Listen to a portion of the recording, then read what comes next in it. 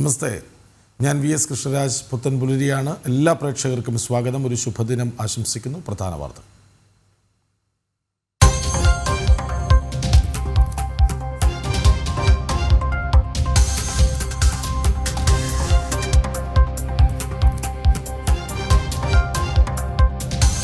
PVയുടെ PR ധൂർത്ത് അവസാനിക്കുന്നില്ല.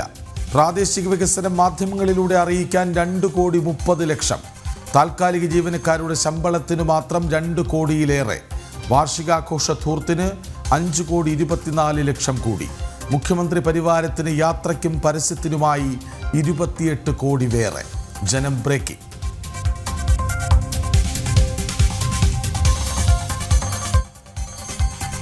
വിശുദ്ധവാരത്തിന് തുടക്കം കുറിച്ച് ഓശാന ഞായർ. യേശുവിൻ്റെ ജെറുസലേം പ്രവേശന ഓർമ്മയിൽ വിശ്വാസികൾ. ദേവാലയങ്ങളിൽ പ്രത്യേക പ്രാർത്ഥന.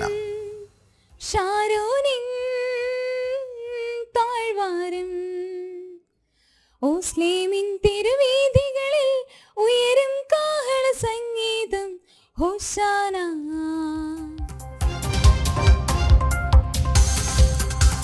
ബംഗാളിലെ മുർഷിദാബാദിൽ അക്രമ പരമ്പര. വഖഫ് നിയമത്തിനെതിരായ പ്രതിഷേധ മറവിൽ കലാപം രൂക്ഷം. 3 മരണം. സ്ഥിതി ശാന്തമാക്കാൻ കേന്ദ്രസേന.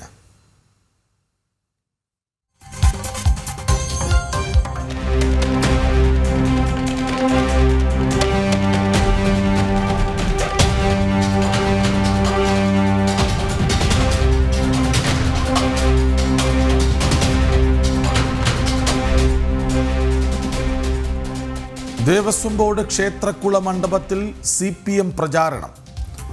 തിരുവനന്തപുരം ശ്രീവരാഹം ക്ഷേത്രഗോപുരത്തിൽ ചെഗുവേര ചെങ്കൊടി.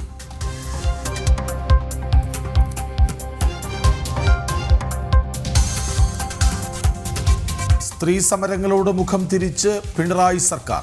വനിതാ CPO ഉദ്യോഗാർത്ഥികളുടെ നിരാഹാര സമരം 12ാം ദിനം. റാങ്ക് ലിസ്റ്റ് കാലാവധി തീരാൻ 6 നാൾ മാത്രം. പുതിയ സമരശൈലിയിലേക്ക് ആശാവർക്കർമാർ.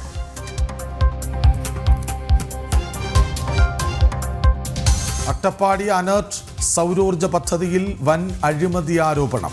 6.5 കോടിയോളം ചെലവാക്കിയ പദ്ധതിയിലധികവും പ്രവർത്തനരഹിതം. വനവാസികൾക്ക് പണിക്കൂലി എന്ന പേരിൽ ചെലവഴിച്ച 90 ലക്ഷത്തിൽ 5 ലക്ഷം പോലും കൊടുത്തില്ലെന്നും ആക്ഷേപം.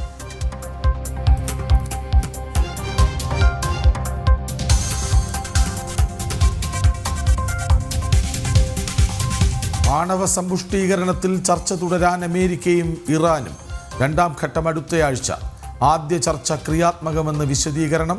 ചർച്ചകളിൽ പ്രതീക്ഷയെന്ന് ഇറാൻ വിദേശകാര്യമന്ത്രി.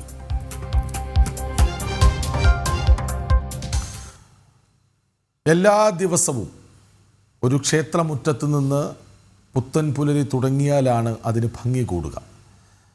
ഇന്നും ശബരിമലയിലേക്കാണ്. വിഷുക്കണി ദർശനത്തിനൊരുങ്ങി ശബരിമല അയ്യപ്പ സന്നിധാനം. നാളെ പുലർച്ചെ 4 മണിക്ക് നട തുറക്കും. 4 മണി മുതൽ 7 മണി വരെയാണ് വിഷുക്കണി ദർശനം. കണി കണ്ട് തൊഴുന്നതിനൊപ്പം ശ്രീകോവിലിൽ നിന്നും ഭക്തർക്ക് വിഷുക്കൈനീട്ടവും നൽകും.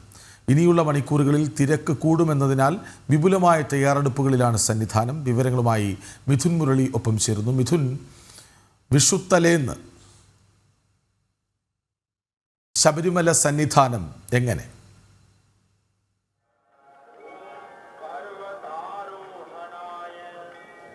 കൃഷ്ണരാജ്, സ്വാമി ശരണം. നാളെ വിഷുവിന് വേണ്ടിയുള്ള തയ്യാറെടുപ്പുകളിലാണ് സന്നിധാനം.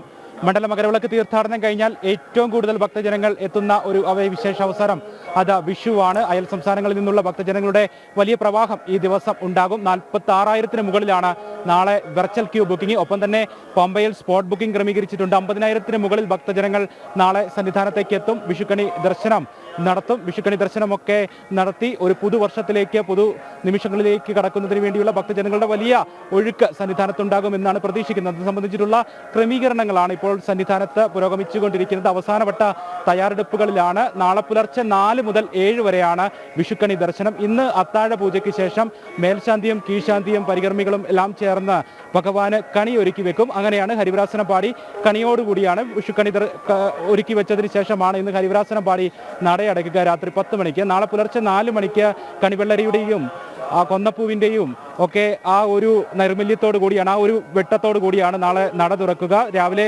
പുലർച്ചെ 4 മണിക്ക് മേൽശാന്തി നട തുറന്ന് ദീപം തെളിയിച്ചതിന് ശേഷം ഭഗവാനെ ആദ്യം വിഷുക്കണി കാണിക്കും. അതിനുശേഷം ഭക്തർക്ക് വിഷുക്കണി ദർശനത്തിനുള്ള സൗകര്യം 4 മുതൽ 7 വരെ വിഷുക്കണി ദർശനം മാത്രമല്ല, ഭക്തജനങ്ങൾക്ക് ശ്രീകോവിലിൽ നിന്നും തന്ത്രി കണ്ഠരര് രാജീവര്, തന്ത്രി ബ്രഹ്മദത്തൻ, മേൽശാന്തി എസ് അരുൺകുമാർ നമ്പൂതിരി എന്നിവർ ചേർന്ന വിഷുക്കോയി നീട്ടവും നൽകും. ഭക്തരെ സംബന്ധിച്ചിടത്തോളം ഏറ്റവും പുണ്യകരമായിട്ടുള്ള, ഏറ്റവും നൈർമല്യം നൽകുന്ന നിമിഷങ്ങളാണ് നാളെ വിഷുക്കണി ദർശനവും ഒപ്പം ശ്രീകോവിലിൽ നിന്നുള്ള വിഷുക്കൈനീട്ടം തന്ത്രിയിൽ നിന്നും മേൽശാന്തിയിൽ നിന്നുമൊക്കെ ലഭിക്കുക എന്നുള്ളതും. അതുകൊണ്ട് തന്നെ വലിയ തീർത്ഥാടക പ്രവാഹമായിരിക്കും നാളെ സന്നിധാനത്ത് ഉണ്ടാവുക. ഒപ്പം തന്നെ ഇന്ന് എത്തിയിരിക്കുന്ന ഭക്തജനങ്ങൾ സന്നിധാനത്ത് തമ്പടിക്കുന്നുണ്ട്. അവരും വിഷുക്കണി ദർശനത്തിന് ശേഷമാകും നാളെ തിരികെ മടങ്ങുക. അതുകൊണ്ട് വലിയ തിരക്ക് ഇനിയുള്ള മണിക്കൂറുകളിൽ സന്നിധാനത്ത് പ്രതീക്ഷിക്കുന്നുണ്ട്. ഇന്നലെ രാത്രി 10 മണി വരെ 16,000-ന് മുകളിൽ ഭക്തജനങ്ങൾ, 16,882 ഭക്തജനങ്ങളാണ് ഇന്നലെ രാത്രി 10 മണി വരെ ദർശനം നടത്തിയത്. ഇന്നലെ രാവിലെ നല്ല തിരക്കുണ്ടായിരുന്നു. വൈകുന്നേരത്തോടു കൂടി തിരക്കിന് ചെറിയ ശമനം വന്നു. നാളെ വലിയ തിരക്ക്, 46,000-ന് മുകളിൽ ഇപ്പോൾ തന്നെ വെർച്വൽ ക്യൂ ബുക്കിംഗ് വരുമ്പോൾ സ്പോട്ട് ബുക്കിംഗ് കൂടെ കൂട്ടി 50,000-ന് മുകളിലേക്ക് 10,000-ഓളം ഭക്തജനങ്ങൾ സ്പോട്ട് ബുക്കിംഗ് സൗകര്യം ക്രമീകരിച്ചുകൊണ്ട് ദർശനത്തിന് എത്തും. അപ്പോൾ ഒരു 50,000-ന് മുകളിൽ ഭക്തജനങ്ങൾ നാളെ സന്നിധാനത്തേക്ക് എത്തും. കൂടുതൽ പോലീസ് ഉദ്യോഗസ്ഥരെ സന്നിധാനത്തേക്ക് ഈ സുരക്ഷാ ക്രമീകരണങ്ങളുമായി ബന്ധപ്പെട്ട് എത്തിക്കുന്നുണ്ട്. KSRTC കൂടുതൽ സർവീസുകൾ നടത്തുന്നുണ്ട്. പമ്പ ഡിപ്പോയ്ക്ക് മാത്രം 85 കൂടുതൽ ബസ്സുകൾ KSRTC അനുവദിച്ചിട്ടുണ്ട്. എല്ലാ ഡിപ്പോകളിൽ നിന്നും പമ്പയിലേക്ക് സ്പെഷ്യൽ സർവീസും KSRTC ഈ വിഷുദിനത്തോടനുബന്ധിച്ച് സന്നിധാനത്തേക്ക് നടത്തുന്നുണ്ട്. അങ്ങനെ വലിയ മുന്നൊരുക്കങ്ങളിലാണ് സന്നിധാനം. നേരത്തെ തന്നെ ദേവസ്വം ബോർഡ് ഈ 18 ദിവസം നട തുറന്നിരുന്നപ്പോൾ വിഷുവിനോടനുബന്ധിച്ച ദിവസങ്ങളിൽ കൂടുതൽ തിരക്ക് പ്രതീക്ഷിച്ചുകൊണ്ട് തന്നെ വിപുലമായ ക്രമീകരണങ്ങൾ ഒരുക്കുന്നുണ്ട് എന്ന് അറിയിച്ചിരുന്നു.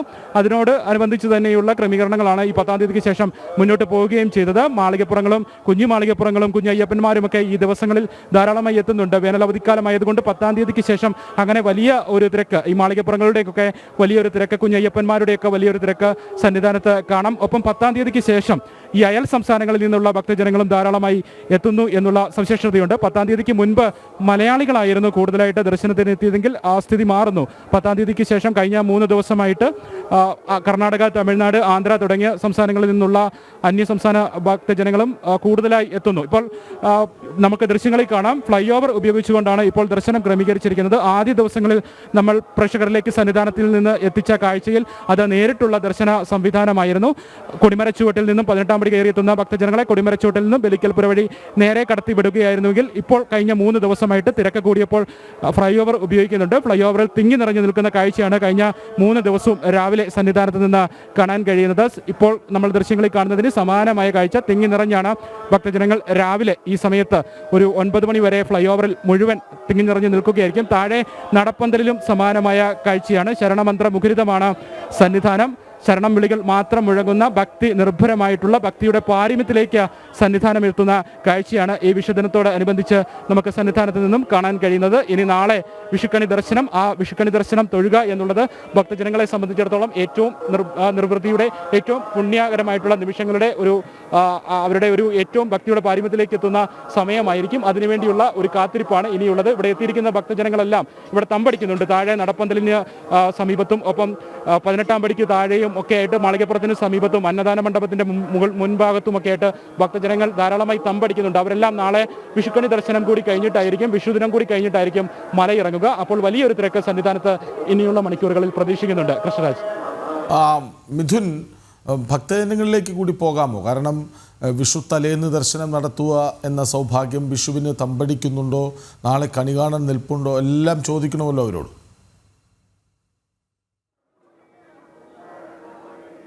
തീർച്ചയായും ഇവിടെയുണ്ട് ഇപ്പോൾ സ്വാമി ശരണം. മലയാളിയാ? స్వామి తెలుగు తెలుగు ఆంధ్రప్రదేశ్ రాజమండ్రి സ്വാമി ശരണം. സ്വാമി ശരണം. എവിടുന്നാ? ബാംഗ്ലൂർ. അതെ അതെ മലയാളിയാ? ബാംഗ്ലൂർ മലയാളിയാണ്. തന്നെ മടങ്ങുമോ അതോ ഫ്രണ്ട്സും ഉണ്ട്. ഇന്ന് തന്നെ മടങ്ങുമോ അതോ നാളെ വിഷുക്കണി? ഇന്നലെ ഞങ്ങൾ വൈകുന്നേരം നല്ല ദർശനം ഉണ്ടായിരുന്നു, കുഴപ്പമില്ലായിരുന്നു. ഇപ്പോൾ രാവിലെ ഇപ്പം ദർശനം കഴിഞ്ഞിട്ട് പോകാൻ അഭിഷേകത്തിന്റെ പ്രസാദം മേടിച്ചു. എത്ര പേരടങ്ങുന്ന സംഘമാണ്? ഞങ്ങൾ 12 പേരടങ്ങുന്ന സംഘം. അതെ, സന്തോഷം. സ്വാമി ശരണം, സ്വാമി ശരണം. ദർശനം കഴിഞ്ഞ ഭക്തജനങ്ങളുണ്ട്. ഇപ്പോൾ നമ്മളോട് പ്രതികരിച്ച ഭക്തൻ ഇന്നലെ ദർശനം തൊഴുതു നിർവൃത്തിയോടുകൂടി സന്തോഷത്തോടുകൂടി വീണ്ടും ദർശനത്തിനെത്തുന്ന ഭക്തജനങ്ങൾ. അങ്ങനെ അവർ മടങ്ങുവാണ്. ബാംഗ്ലൂരിൽ നിന്നെത്തിയ ഭക്തജനങ്ങളാണ്. അവരിന്ന് ദർശനം പൂർത്തിയാക്കി മടങ്ങുന്നു എന്ന് പറയുന്നുണ്ട്. പക്ഷേ നമ്മൾ താഴെ കാണുന്ന നടപ്പന്തലിന് സമീപത്തും 18-ാം പടിക്ക് താഴെയുമൊക്കെ കാണുന്ന ഭക്തജനങ്ങൾ അവിടെ തമ്പടിക്കുന്നത് കാണുന്നുണ്ട്. അവരോടൊക്കെ നേരത്തെ സംസാരിക്കുമ്പോഴൊക്കെ അവർ വിഷുക്കണി ദർശനം അല്ലെങ്കിൽ വിഷുക്കണി ദർശനം സാധ്യമായില്ലെങ്കിൽ വിഷുദിനത്തിൽ ദർശനം സാധ്യമാക്കിയിട്ട് മടങ്ങുക എന്നുള്ള ഉദ്ദേശത്തോടു കൂടിയാണ് നിൽക്കുന്നത് എന്ന് പറയുന്നുണ്ട്. സ്വാമി ശരണം. സ്വാമി ശരണം. சாமி சரணம். എവിടെ നിന്ന് വരുന്നേ? கோயம்புத்தூர் തമിഴ്. தமிழ். ഇന്ന് തിരുമ്പുവാ. അതൊക്കെ இல்லை நாளைக்கு நாளைக்கு நான் விஷு பார்த்துட்டு தான் பார்த்துட்டு காணிக்க வாங்கிட்டு தான். ம் സന്തോഷത്തോടു കൂടി മടങ്ങാൻ. ஓ நான் மாதம் வரணும். ஓ இப்போ 3 பேர், நானும் குட்டியும் இன்னொருத்தரும். സ്വാമി ശരണം. சாமி சரணம். எப்படி இருக்கு மலைகேற்றம்? சூப்பராக இருக்கு.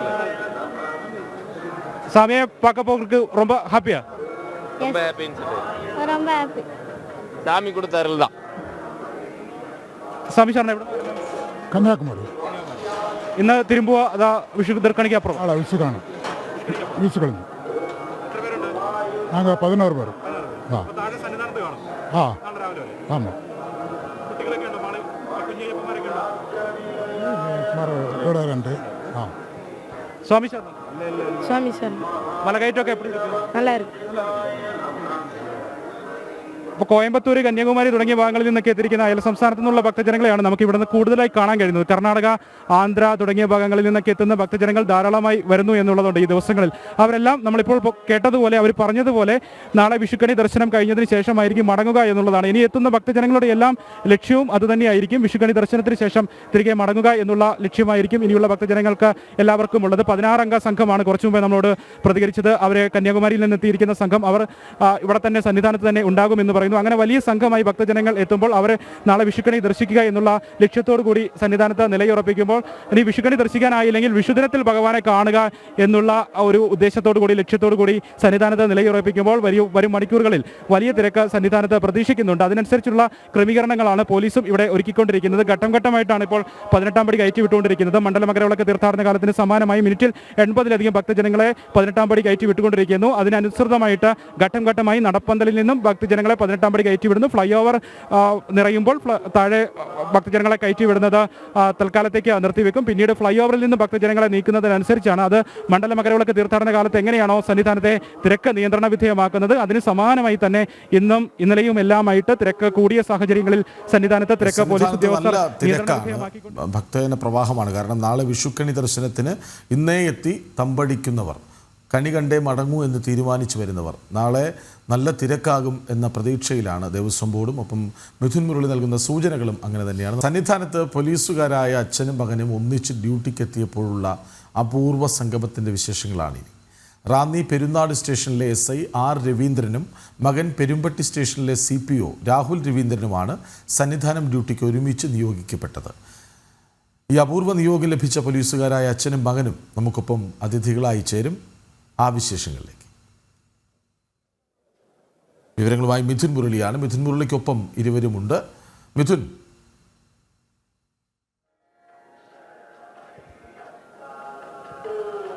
കൃഷ്ണരാജ്, നല്ല വിശേഷങ്ങൾ, നല്ല കാഴ്ചകൾ, ഇതേപ്പറ്റിയൊക്കെ സംസാരിക്കാൻ സന്തോഷമാണ്. സന്നിധാനത്ത് നിന്ന് പലപ്പോഴും അത്തരത്തിലുള്ള വിശേഷങ്ങൾ, കൗതുക കാഴ്ചകൾ നമുക്ക് മുന്നിൽ ശ്രദ്ധ ആകർഷിക്കാറുണ്ട്. ഇത്തവണ അത് 2 പോലീസ് ഉദ്യോഗസ്ഥരെ പറ്റിയാണ്. ഇവർ തമ്മിൽ വലിയ ഒരു ബന്ധം, നേരത്തെ കൃഷ്ണരാജ് സൂചിപ്പിച്ചതുപോലെ ആ ബന്ധം ഉദ്യോഗസ്ഥ തലത്തിലുള്ള ബന്ധമല്ല, അവർ അച്ഛനും മകനുമാണ്. പെരുന്നാട് സ്റ്റേഷനിലെ SI AR രവീന്ദ്രൻ സാറും ഒപ്പം അദ്ദേഹത്തിൻ്റെ മകൻ പെരുമ്പട്ടി സ്റ്റേഷനിലെ CPO രാഹുൽ രവീന്ദ്രൻ, രണ്ടുപേർക്കും ഒന്നിച്ച് സന്നിധാനം ഡ്യൂട്ടി ലഭിച്ചു. വലിയ ഒരു നിയോഗം. അതിൻ്റെ ഒരു സന്തോഷത്തിലും കൗതുകത്തിലുമൊക്കെയാണ് അവരും അവരുടെ കുടുംബവും ഒപ്പം അവരുടെ സഹപ്രവർത്തകരെല്ലാം സംബന്ധിച്ചിടത്തോളം വലിയ ഒരു അഭിമാനമാണ്.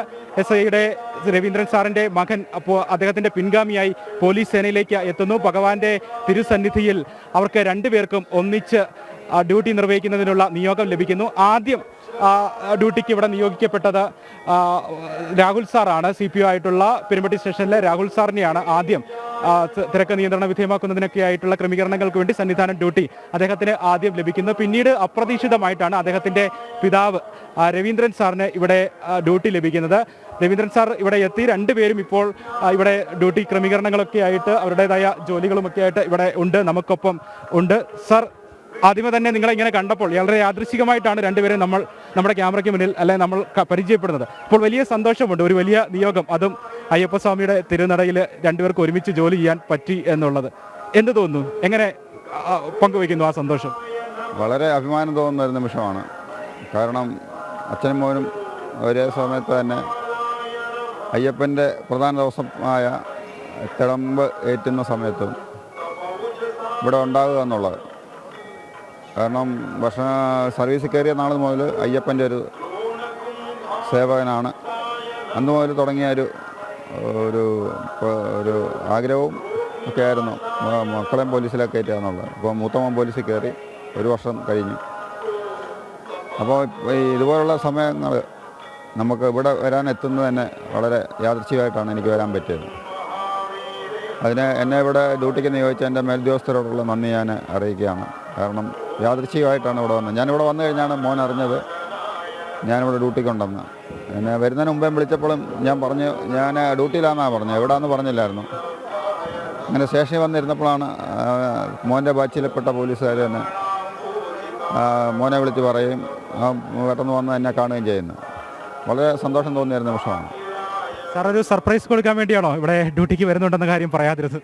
സർപ്രൈസ് കൊടുക്കാൻ തന്നെയായിരുന്നു. ഞാനും എൻ്റെ വൈഫും മാത്രമേ അറിഞ്ഞുള്ളൂ ഡ്യൂട്ടി ഉണ്ടെന്ന്. ഞാൻ മറ്റു മക്കളോട് പോലും പറഞ്ഞില്ല. 3 മക്കളാണ് മൊത്തം. അപ്പോൾ അവർ പോലും സ്റ്റേഷനിൽ വന്നിട്ട് ഞാൻ പറഞ്ഞില്ല എൻ്റെ അടുത്ത് ആ ഡ്യൂട്ടിക്ക് പോകുന്നു. എന്തായാലും അങ്ങനെ ഒരു സർപ്രൈസ് ഞാൻ കൊടുത്തു. അപ്പോൾ അതൊരു അയ്യപ്പൻ്റെ അനുഗ്രഹം തന്നെയാണ്. അയ്യപ്പൻ്റെ തിടമ്പേറ്റുമ്പോഴും അയ്യപ്പൻ്റെ തിരുസന്നിധിയിൽ എത്തുക എന്നുള്ളതായിരുന്നു.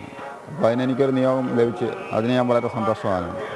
സാറ് പറഞ്ഞു വളരെ കാലമായിട്ട് അയ്യപ്പ സന്നിധിയിൽ ഡ്യൂട്ടിയിൽ സാറുണ്ടെന്ന്. അപ്പോൾ ചെറുപ്പം മുതലേ മകനും സാറിനൊപ്പം വന്നിട്ടുണ്ടാകണമല്ലോ അയ്യപ്പ സന്നിധിയിൽ. അപ്പോൾ അന്ന് അച്ഛൻ്റെ കൈ പിടിച്ച് വന്ന മകൻ ഇപ്പോൾ ഡ്യൂട്ടിക്ക് അച്ഛനൊപ്പം. അപ്പോൾ കുടുംബമൊക്കെ എങ്ങനെയാണ് ആ സന്തോഷം അറിയിച്ചിരിക്കുന്നത്, പറയുന്നത്? എല്ലാവരും വളരെ സന്തോഷത്തിലാണ്. കാരണം എനിക്ക് 3 മക്കളാണ്. 3 മക്കളെ ഞാൻ വളരെ ചെറുപ്പം തൊട്ട് ഇവിടെ ഡ്യൂട്ടി സമയത്ത് കൊണ്ടുവന്ന് ഇവിടെ താമസിപ്പിച്ച് തന്നെ അവരിവിടെ ഓടി നടന്നിട്ടുണ്ട്. അപ്പോൾ മോൻ സർവീസിലായപ്പോഴും അവനോടൊത്ത് ഇവിടെ നിൽക്കാൻ തന്നതിൽ വളരെ അധികം സന്തോഷമുണ്ട്. അത് അയ്യപ്പൻ്റെ ഒരു കടാക്ഷമാണെന്നാണ് ഞാൻ കരുതുന്നത്. വീട്ടുകാർക്കും സന്തോഷം, സഹപ്രവർത്തകർക്കും സന്തോഷം. സഹപ്രവർത്തകർക്ക് എന്ത് പറയുന്നു ഈ ഒരു കാഴ്ച കണ്ടിട്ട്? സാറിൻ്റെ കൂടെ വർഷങ്ങളായി ജോലി ചെയ്യുന്ന ആളുകളൊക്കെ സഹപ്രവർത്തകൻ വളരെ സന്തോഷത്തിലാണ്. സാറിന് എന്നെ സ്വാമി എന്നാണ് എല്ലാവരും വിളിക്കുന്നത്. സ്വാമി സാറിൻ്റെ മോനും ആയിട്ട് അവർക്കും ഡ്യൂട്ടി ചെയ്യാൻ പറ്റി.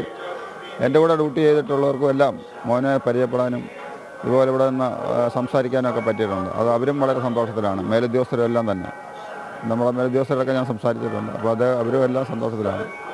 വളരെ കാര്യമായിട്ട് തന്നെയാണ് ഞങ്ങളെ കാണുന്നത്. ശബരിമലയിൽ അത്രയും കാലം കൂടിയ കാലം ഡ്യൂട്ടി നിർവഹിക്കാൻ പറ്റിയതുകൊണ്ടാണ് ഈ സഹപ്രവർത്തകർക്കിടയിൽ സ്വാമി എന്ന്. അത് തന്നെ അതുകൊണ്ടാണ് സ്വാമി തന്നെ പേര് വിട്ടത്.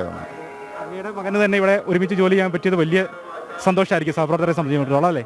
വളരെ സന്തോഷമാണ്. ഞാൻ ഇനി 2 വർഷം കൂടെ സർവീസുള്ളൂ. ഞാൻ പോയി കഴിഞ്ഞാലും മോനെ ഇവിടെ കാണും, പിൻഗാമിയാകാൻ പറ്റും. അച്ഛൻ സർപ്രൈസാ തന്നേന്ന് പറഞ്ഞു.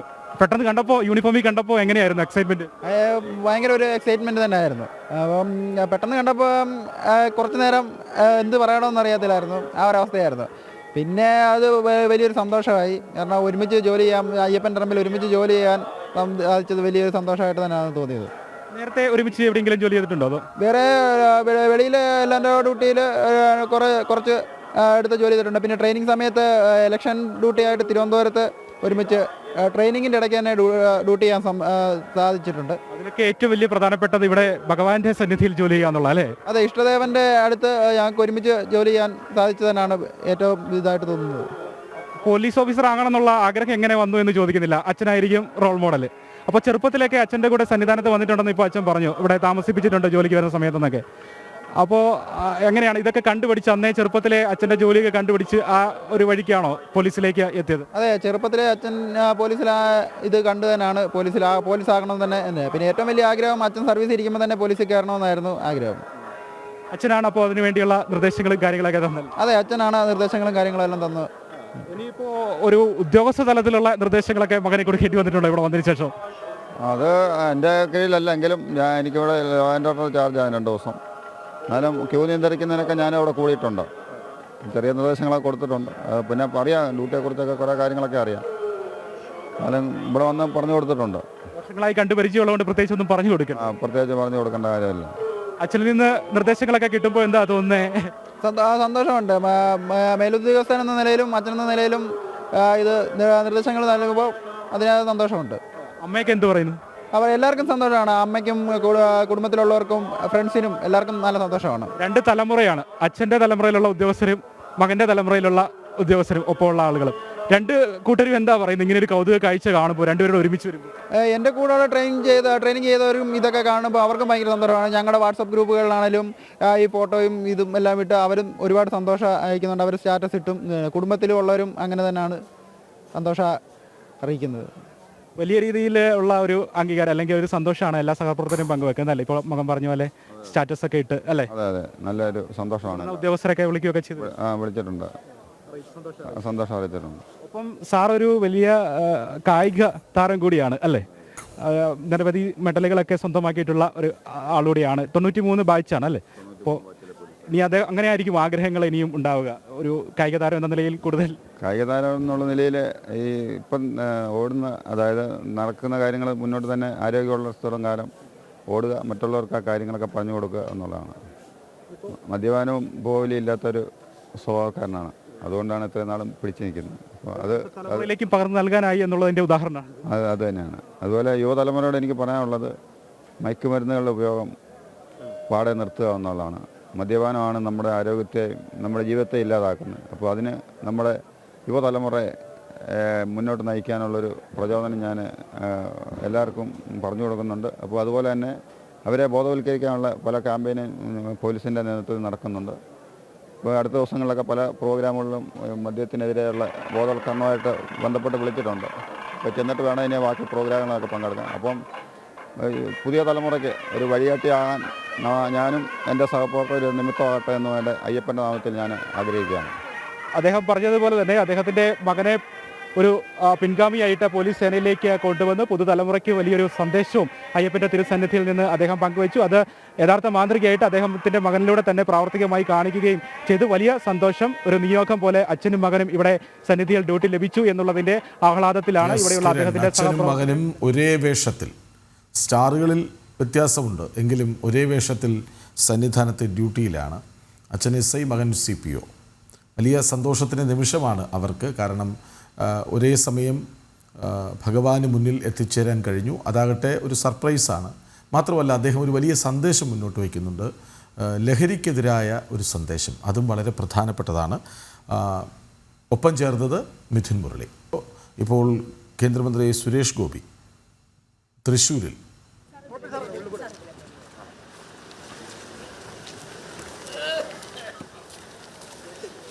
ഓശാന ഞായർ ദിവസം പള്ളികളിൽ അദ്ദേഹം സന്ദർശനം നടത്തുകയാണ്. അതിലേക്ക്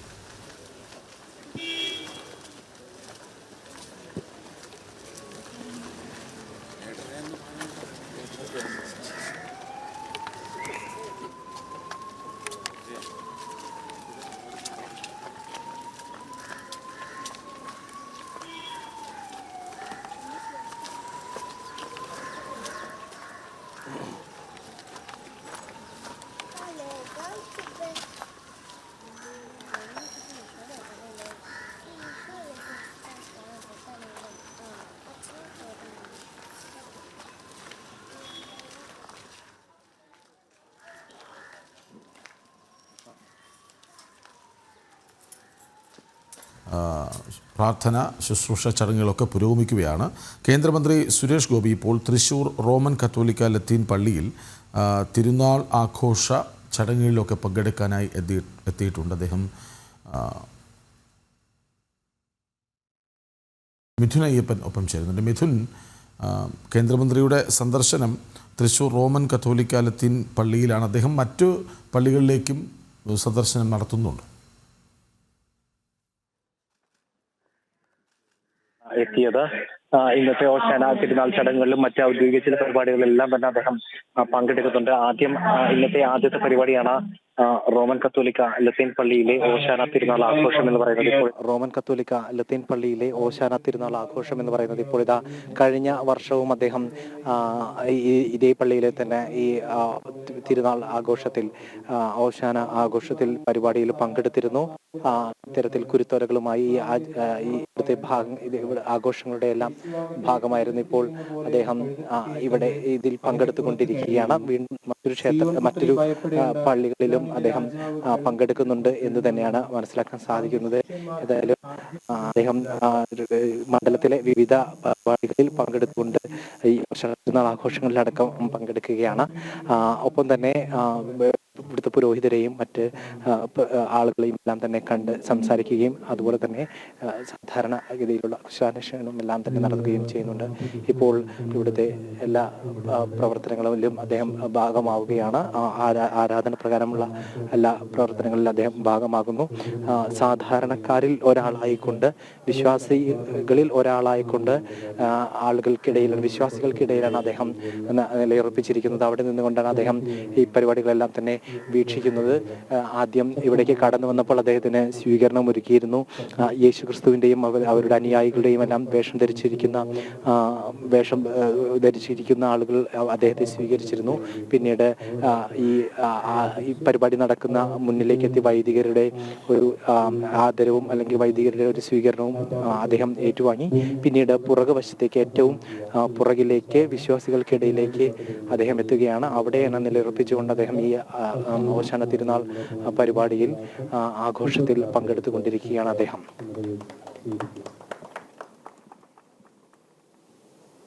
കേന്ദ്രമന്ത്രി സുരേഷ് ഗോപി തൃശൂർ റോമൻ കത്തോലിക്ക ലത്തീൻ പള്ളിയിൽ ഓശാന തിരുനാൾ ആഘോഷത്തിൽ പങ്കെടുക്കുകയാണ്. തത്സമയ ദൃശ്യങ്ങളാണ് കാണുന്നത്. ഇപ്പോൾ കോഴിക്കോട് ദേവമാതാ കത്തീഡ്രലിൽ നിന്ന് ഗോകുൽ കെ വേണുഗോപാൽ ഒപ്പം ചേരുന്നു. ഗോകുൽ, അവിടെ എന്താണ് വിശേഷങ്ങൾ? ദേവമാതാ കത്തീഡ്രലിൽ ശുശ്രൂഷ നടപടികൾ ആരംഭിക്കാൻ പോകുന്നതേയുള്ളൂ. സെൻറ്റ് വിൻസെൻ്റ് ചർച്ചിൽ നിന്നായിരിക്കും ഈ കുരുത്തോല പ്രദക്ഷിണം ആരംഭിക്കുക. അതിന് മുഖ്യ കാർമ്മികത്വം നൽകുന്നത് കഴിഞ്ഞ ദിവസമാണ് കോഴിക്കോട് അതിരൂപതയായി ഉയർത്തിക്കൊണ്ട് ഫ്രാൻസിസ് മാർപ്പാപ്പയുടെ ഒരു പ്രഖ്യാപനം നടന്നത്. അതിനുശേഷം നടക്കുന്ന ആദ്യത്തെ ഓശാന ഞായറാണ്, അല്ലെങ്കിൽ ഈസ്റ്റർ ആഘോഷങ്ങളെ വരവേൽക്കാനുള്ള ചടങ്ങുകളാണ് ഇവിടെ ആരംഭിക്കുന്നത്. അതിൻ്റെ ഭാഗമായിട്ടുള്ള നടപടികളൊക്കെ അല്ലെങ്കിൽ പ്രവർത്തനങ്ങളൊക്കെ ഇവിടെ ആരംഭിച്ചു കഴിഞ്ഞിരിക്കുന്നു. വർഗീസ് ആലഞ്ചേരി, ഈ കോഴിക്കോട് രൂപതാ ബിഷപ്പായിരുന്ന വർഗീസ് ആലഞ്ചേരിയാണ് ഈ ശുശ്രൂഷാ ചടങ്ങുകൾക്ക് മുഖ്യ കാർമ്മികത്വം വഹിക്കുക. നേരത്തെ പറഞ്ഞതുപോലെ ഇനിയുള്ള ഒരാഴ്ചക്കാലം ക്രൈസ്തവ വിശ്വാസികളെ സംബന്ധിച്ചിടത്തോളം വിശുദ്ധ വാരാചരണത്തിൻ്റെ ദിവസമാണ്. ഈ ഞായർ മുതൽ അടുത്ത ഈസ്റ്റർ വരെയുള്ള കാലങ്ങളിൽ പ്രാർത്ഥനകളും പള്ളി സന്ദർശനങ്ങളും ഒക്കെ ആയിട്ടായിരിക്കും ക്രൈസ്തവ വിശ്വാസികൾ കടന്നുപോയിക്കൊണ്ടിരിക്കുക. ഇവിടെ നിന്നാണ് ഈ സെൻറ്റ് വിൻസെൻ്റ് ചർച്ചിൽ നിന്നാണ് കുരുത്തോല പ്രദക്ഷിണം ആരംഭിക്കുക. കർത്താവായ യേശു ജെറുസലേമിലേക്ക് കഴുതപ്പുറത്ത് വന്നതിൻ്റെ ഓർമ്മ പുതുക്കൽ ദിനമായിട്ടാണ് ഈ ഓശാന ഞായർ ഈ ക്രൈസ്തവ വിശ്വാസികൾ കൊണ്ടാടുന്നത്. പിന്നീട് അങ്ങോട്ടേക്ക് ഓരോ ദിവസവും ക്രൈസ്തവ വിശ്വാസികളെ സംബന്ധിച്ചിടത്തോളം അത്യന്തം പ്രാധാന്യമുള്ള ദിവസങ്ങളാണ്. ഓരോ ദിവസവും പ്രാർത്ഥനകളുമായി പള്ളി പരിചരണവും അല്ലെങ്കിൽ പള്ളി വൃത്തിയാക്കലും ഒക്കെ ആയിട്ടായിരിക്കും ക്രൈസ്തവ വിശ്വാസികൾ കടന്നു പോവുക. അല്പസമയം മുമ്പ് തന്നെ മാർ വർഗീസ് ജോർജ് ആലഞ്ചേരി മാധ്യമങ്ങളോട് സംസാരിച്ച സമയത്ത് അദ്ദേഹം പറഞ്ഞൊരു പ്രധാനപ്പെട്ട കാര്യമുണ്ട്. ഈ കർത്താവായ യേശു ദൈവമായിരുന്നിട്ട് പോലും എന്തിനാണ് ഇത്തരത്തിലൊരു മരണം വരിച്ചത് എന്നതിനെ പറ്റി ചിന്തിക്കാൻ എല്ലാ ജനങ്ങളും എല്ലാ വിശ്വാസികളും തയ്യാറാവണം. യേശുവിന് മരണം വരിക്കേണ്ടതില്ലായിരുന്നിട്ട് കൂടി അദ്ദേഹം അത് ചെയ്തല്ലോ. അതിൻ്റെ അടിസ്ഥാനം എന്ന് പറയുന്നത് സ്നേഹമാണ്. ആ സ്നേഹത്തിൽ ഊന്നിയുള്ള ജീവിതമായിരിക്കണം എല്ലാ ആളുകളും നയിക്കേണ്ടത്. എല്ലാ ജനങ്ങളും സ്നേഹത്തിൽ ഊന്നിയുള്ള ജീവിതമാണ് നയിക്കേണ്ടത് എന്നൊരു കാര്യമാണ് അദ്ദേഹം ഈ വിശ്വാസികളെ ഓർമ്മിപ്പിക്കുന്നത്. അതോടൊപ്പം തന്നെ ഭരണകർത്താക്കൾക്കുള്ള ചില നിർദ്ദേശങ്ങളും അദ്ദേഹം വയ്ക്കുകയുണ്ടായി. എന്തായാലും നമുക്ക് ചുറ്റും നടക്കുന്നത് എന്ന് അറിയാനുള്ള അല്ലെങ്കിൽ അത് മനസ്സിലാക്കാനുള്ള ഒരു ശ്രദ്ധ എല്ലാ ഭരണകർത്താക്കൾക്കും ഉണ്ടാവണം. ഒരുപക്ഷെ അവർ മനഃപൂർവ്വം അല്ലെങ്കിൽ പോലും ചില കാര്യങ്ങൾ കാണാതെ പോകുന്നു അല്ലെങ്കിൽ മറന്നു പോകുന്നു. അത്തരം കാര്യങ്ങൾ ഓർത്തെടുക്കാനും അല്ലെങ്കിൽ കാണുവാനുമുള്ള ഒരു ശ്രദ്ധ ഭരണകർത്താക്കൾക്ക് ഉണ്ടാവണമെന്നൊരു സന്ദേശം കൂടെ ഈ ഭരണകൂടത്തിന് അദ്ദേഹം നൽകുന്നുണ്ട്. നമ്മുടെ സമകാലിക സംഭവങ്ങളുമായി ഓർത്തെടുത്ത് വായിക്കുമ്പോൾ അല്ലെങ്കിൽ അതുമായി ചേർത്ത് വായിക്കുമ്പോൾ അതിനൊക്കെ വലിയ പ്രസക്തിയുണ്ട്. ഈ കോഴിക്കോട് രൂപതയെ അതിരൂപതയായി ഉയർത്തിയതിനു ശേഷം അതിൻ്റെ പ്രഥമ ആർച്ച് ബിഷപ്പായി മാറിയ വർഗീസ് ജോർജ് ആലഞ്ചേരിയുടെ നേതൃത്വത്തിലാണ് നടക്കുക. അതിനുള്ള ചടങ്ങുകളാണ് ഇവിടെ ദേവമാതാ കത്തീഡ്രലിനോടനുബന്ധിച്ചുള്ള സെൻറ്റ് വിൻസെൻ്റ് ചർച്ചിൽ ആരംഭിക്കുന്നത്. ഇവിടെ നിന്ന് ഈ വെഞ്ചരിച്ച കുരുത്തോലകൾ ഇവിടെയുള്ള എല്ലാ വിശ്വാസികൾക്കും നൽകും. അതിനുശേഷം ഈ കുരുത്തോലകളുമായിട്ടുള്ള നഗരപ്രദക്ഷിണമാണ്. നഗരപ്രദക്ഷിണത്തിന് ശേഷമായിരിക്കും ദേവമാതാ കത്തീഡ്രലിലേക്ക് പോവുക. അവിടെ വെച്ചിട്ടായിരിക്കും കുർബാന അർപ്പിക്കുന്നുണ്ടാവുക. ഈ മലബാറിലെ ക്രൈസ്തവ വിശ്വാസികളെ സംബന്ധിച്ചിടത്തോളം സംബന്ധിച്ചിടത്തോളം ഈ പറഞ്ഞതുപോലെ ഓശാന ഞായർ എന്ന് പറയുന്നത് ഇരട്ടി മധുരം നൽകുന്ന മറ്റൊരു കാര്യവും കൂടിയായി മാറിയിരിക്കുന്നു. ഇന്നലെ 12:30 കൂടിയിട്ടായിരുന്നു 3:30 കൂടിയിട്ടായിരുന്നു ഈ കോഴിക്കോട് രൂപതയെ അതിരൂപതയായി ഉയർത്തിക്കൊണ്ടുള്ള ഫ്രാൻസിസ് മാർപ്പാപ്പയുടെ ഉത്തരവ് വന്നത്. അതോടൊപ്പം തന്നെ ജോർജ് ആലഞ്ചേരി കോഴിക്കോട് രൂപത ബിഷപ്പായിരുന്ന ജോർജ് ആലഞ്ചേരിയെ പ്രഥമ ആർച്ച് ബിഷപ്പായി ഉയർത്തുക കൂടെ ചെയ്തു. എന്തായാലും 102 വർഷത്തെ പാരമ്പര്യമുള്ള കോഴിക്കോട് രൂപതയ്ക്കും ഇവിടെയുള്ള ക്രൈസ്തവ വിശ്വാസികളും 5 പതിറ്റാണ്ടിലധികം പാരമ്പര്യവും പഴക്കവും ഒക്കെയുള്ള ക്രൈസ്തവ വിശ്വാസികളെ സംബന്ധിച്ചിടത്തോളം വലിയ സന്തോഷം നൽകുന്ന ഒരു കാര്യമായിരുന്നു ഇന്നലെ നടന്നത്. അതിനുശേഷമുള്ള ആദ്യത്തെ ഓശാന ഞായർ വരുന്നു. ഇനിയുള്ള 7 ദിവസം സഹനത്തിൻ്റെയും സ്നേഹത്തിൻ്റെയും ത്യാഗത്തിൻ്റെയും ഒക്കെ ഓർമ്മകൾ പുതുക്കിക്കൊണ്ട് ക്രൈസ്തവ വിശ്വാസികൾ ഈസ്റ്ററിനെ വരവേൽക്കാൻ ഒരുങ്ങുന്നു. അതിനിടയിൽ യേശു കയ്പുനീര് കുടിച്ച അല്ലെങ്കിൽ യേശുവിനെ കുരിശിലേറ്റിയ ദിനങ്ങൾ വരാനിരിക്കുന്നു. പെസഹ വ്യാഴം വരാനിരിക്കുന്നു. യേശുവിൻ്റെ സ്നേഹത്തിൻ്റെയും ത്യാഗനിർഭരമായ ജീവിതത്തിൻ്റെ ഓർമ്മകൾ പുതുക്കിക്കൊണ്ട് ഈ 7 ദിവസം വിശ്വാസത്തോടു കൂടി അല്ലെങ്കിൽ വളരെ ഭക്തി ആദരണീയായിരിക്കും ഈ ക്രൈസ്തവ വിശ്വാസികൾ ഈ ഓശാന ഞായർ അല്ലെങ്കിൽ ഈസ്റ്റർ ദിനത്തെ വരവേൽക്കാൻ ഒരുങ്ങുന്നത്. ഓരോ ദിവസത്തിലും അതിൻ്റെതായ പ്രത്യേകതകളുണ്ട്. ഓരോ ദിവസവും വലിയ പ്രാർത്ഥനകളോടൊക്കെ ആയിരിക്കും ഈ ദിവസങ്ങൾ ഇവർ തള്ളി നീക്കുക. 1-ാം ദിവസം യേശു കഴുതപ്പുറത്ത് തൻ്റെ അനുയായികളോടൊപ്പം ജെറുസലേമിലേക്ക് പ്രവേശിച്ച നാൾ മുതൽ യേശുവിനെ കുരിശിലേറ്റിയ നാളും പിന്നീട് യേശുവിൻ്റെ ഉയർത്തെഴുന്നേൽപ്പും എന്തായാലും ക്രൈസ്തവ വിശ്വാസികളെ സംബന്ധിച്ചിടത്തോളം ലോകസമാധാനത്തിൻ്റെ സന്ദേശമാണ് നൽകുന്നത്. അത്തരത്തിലുള്ള ജീവിതമായിരിക്കണം എല്ലാ വിശ്വാസികളും നയിക്കേണ്ടത് എന്നുള്ള ഒരു സന്ദേശമാണ് അല്പസമയം അദ്ദേഹം മാധ്യമങ്ങളിൽ കൂടി ജനങ്ങൾക്ക് നൽകിയിട്ടുള്ളത്. നമ്മൾ നേരത്തെ സൂചിപ്പിച്ചതുപോലെ ദൈവമായിരുന്നിട്ട് കൂടി എന്തുകൊണ്ട് യേശു ഇത്തരത്തിലൊരു മരണം വരിക്കാൻ തയ്യാറായി എന്ന ചിന്ത എല്ലാവരിലും ഉണ്ടാവണം. യേശുവിന് മരണം വരിക്കാതിരിക്കാമായിരുന്നല്ലോ. സ്നേഹത്തിൻ്റെ പ്രാധാന്യമാണ്, സ്നേഹത്തിന് പ്രാധാന്യം നൽകിക്കൊണ്ടാണ് അദ്ദേഹം അത്തരത്തിലൊരു മരണം വരിക്കാൻ തയ്യാറായത് എന്നാണ് പറയുന്നത്. എന്തായാലും ചടങ്ങുകളൊക്കെ അല്പസമയത്തിനകം തന്നെ ആരംഭിച്ചു കഴിഞ്ഞാൽ ഇനി നഗരപ്രദക്ഷിണമാണ്. നഗരപ്രദക്ഷിണത്തിന് ശേഷമായിരിക്കും ദേവമാതാ കത്തീഡ്രലിലേക്ക് എത്തുക. അവിടെയായിരിക്കും കുർബാന അർപ്പിക്കൽ ചടങ്ങുകൾ ഉൾപ്പെടെയുള്ള കാര്യങ്ങൾ ഉണ്ടാവുക. കൃഷ്ണരാജ്. ശരി, കോഴിക്കോട്ടെ ദേവമാതാ കത്തീഡ്രലിൽ പ്രദക്ഷിണം ആരംഭിച്ചു കഴിഞ്ഞു.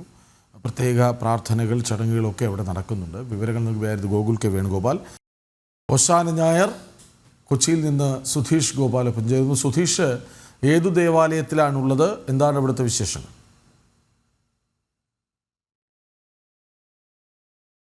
ജോർജ് ദേവാലയത്തിലാണ്. ഇവിടെ എറണാകുളം അങ്കമാലി അതിരൂപത ആർച്ച് ബിഷപ്പ് റാഫേൽ തട്ടിലിൻ്റെ നേതൃത്വത്തിലാണ് ശുശ്രൂഷ കർമ്മങ്ങൾ നടക്കുന്നത്. ഇപ്പോൾ കുർബാനയും അതോടൊപ്പം തന്നെ കുരുത്തോല വെഞ്ചിരിപ്പും അടക്കമുള്ള ചടങ്ങുകളാണ് നടക്കുന്നത്. ഇതിന് ശേഷം കുരുത്തോല പ്രദർശനം ഉണ്ടാകും. ഇപ്പോൾ നിരവധി ഭക്തർ, ആയിരക്കണക്കിന് ഭക്തരാണ് ഇവിടെ എത്തിച്ചേർന്നിട്ടുള്ളത്. എറണാകുളത്തെ ഒരു പ്രധാന ദേവാലയം തന്നെയാണ് എടപ്പള്ളി സെൻറ്റ് ജോർജ് ദേവാലയം. ഇവിടെ പുലർച്ചെ 6:30 ചടങ്ങുകൾ ആരംഭിച്ചത്. ആദ്യം കുരുത്തോല വെഞ്ചരിപ്പും അതോടൊപ്പം തന്നെ കുർബാനയുമാണ് നടക്കുന്നത്. അതിനുശേഷമാണ് കുരുത്തോല പ്രദർശനം നടക്കുന്നത്. നമുക്കറിയാം, ജെറുസലേമിലേക്ക് എത്തിയ യേശുവിനെ വരവേറ്റ ഒലിവിലകളും ഒപ്പം തന്നെ കുരുത്തോലകളും ഒക്കെയായി എതിരേറ്റ ആ ഒരു ഓർമ്മ പുതുക്കൽ കൂടിയാണ് നടക്കുന്നത്. ഇന്നു മുതൽ ഇനിയും വിശുദ്ധ വാരാചരണവും തുടങ്ങുകയാണ്. പീഡനാനുഭവങ്ങളെല്ലാം ഓർത്തുകൊണ്ടുള്ള ക്രൈസ്തവരുടെ ഏതാണ്ട് 50 ദിവസം നീളുന്ന വ്രതാനുഷ്ഠാനങ്ങൾ അവസാന വാരത്തിലേക്ക് കടക്കുകയും കൂടിയാണ്.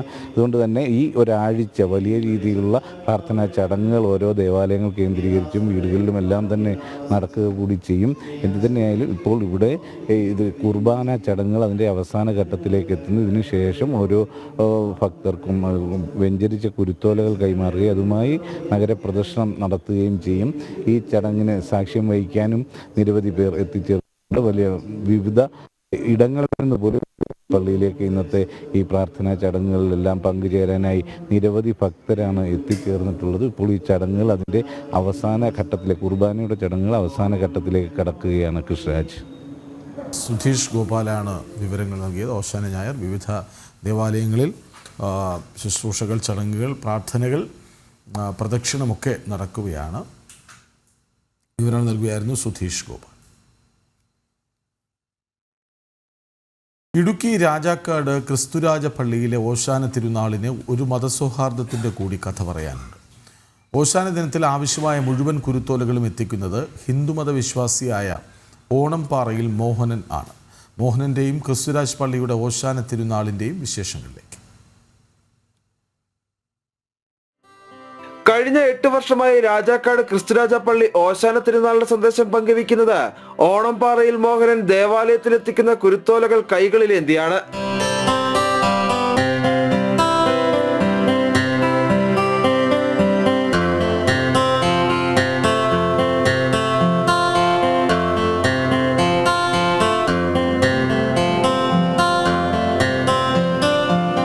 വർഷങ്ങൾക്ക് മുമ്പ് രാജാക്കാട് ഉൾപ്പെടുന്ന ഹൈറേഞ്ച് മേഖലയിൽ തെങ്ങുകൾക്ക് വിവിധ രോഗം ബാധിച്ചപ്പോൾ കുരുത്തോല ശേഖരണം പ്രതിസന്ധിയിലായി. ഇത് മനസ്സിലാക്കിയ മോഹനൻ തന്റെ പുരയിടത്തിലെ 23 തെങ്ങുകളിൽ നിന്ന് ഓല ശേഖരിച്ച് പള്ളിയിൽ എത്തിക്കുകയായിരുന്നു. കഴിഞ്ഞ 8 വർഷമായി ഇത് തുടർന്നു പോരുന്നു.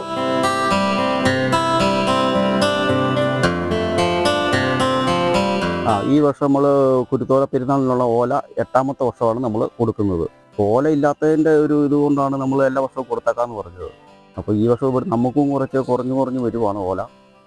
അതുകൊണ്ട് ഈ വർഷം കുറച്ച് ഉള്ളത് കുരുത്തോല പെരുന്നാളിനായിട്ട് നമ്മൾ കൊടുത്തേക്കാം. 1000-ലധികം കുടുംബങ്ങളുള്ള ഇടവക ദേവാലയത്തിൽ 5000-ലധികം ഓലകളാണ് ഓശാന ദിവസം ആവശ്യമായി വരിക. ടൗൺ ദേവാലയമായതിനാൽ സമീപ ഇടവകകളിൽ നിന്നും വിശ്വാസികൾ എത്തും. ഓശാന തിരുനാളിന് മുന്നോടിയായി ശനിയാഴ്ച തന്നെ മോഹനൻ ഓലകൾ വെട്ടിയൊരുക്കി ദേവാലയത്തിലെത്തിക്കും. മതസൗഹാർദ്ദത്തിന്റെ ഉത്തമ മാതൃകയാണ് മോഹനനെന്ന് ഇടവക വികാരി ഫാദർ മാത്യു പറയുന്നു.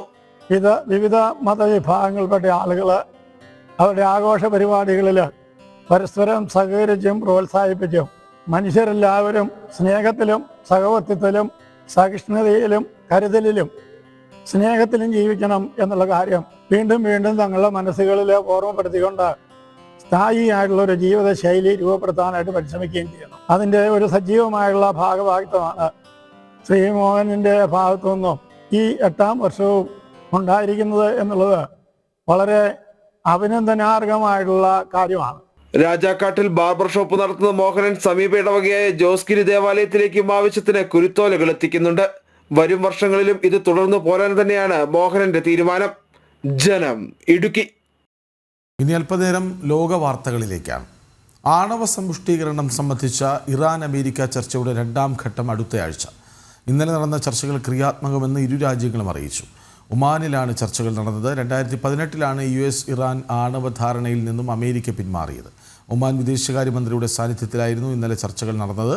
അമേരിക്കയെ പ്രതിനിധീകരിച്ച് സ്റ്റീവ് വിറ്റ്കോഫും ഇറാൻ പ്രതിനിധിയായി വിദേശകാര്യമന്ത്രി അബ്ബാസ് അറക്ചിയും ചർച്ചകളിൽ പങ്കെടുത്തു.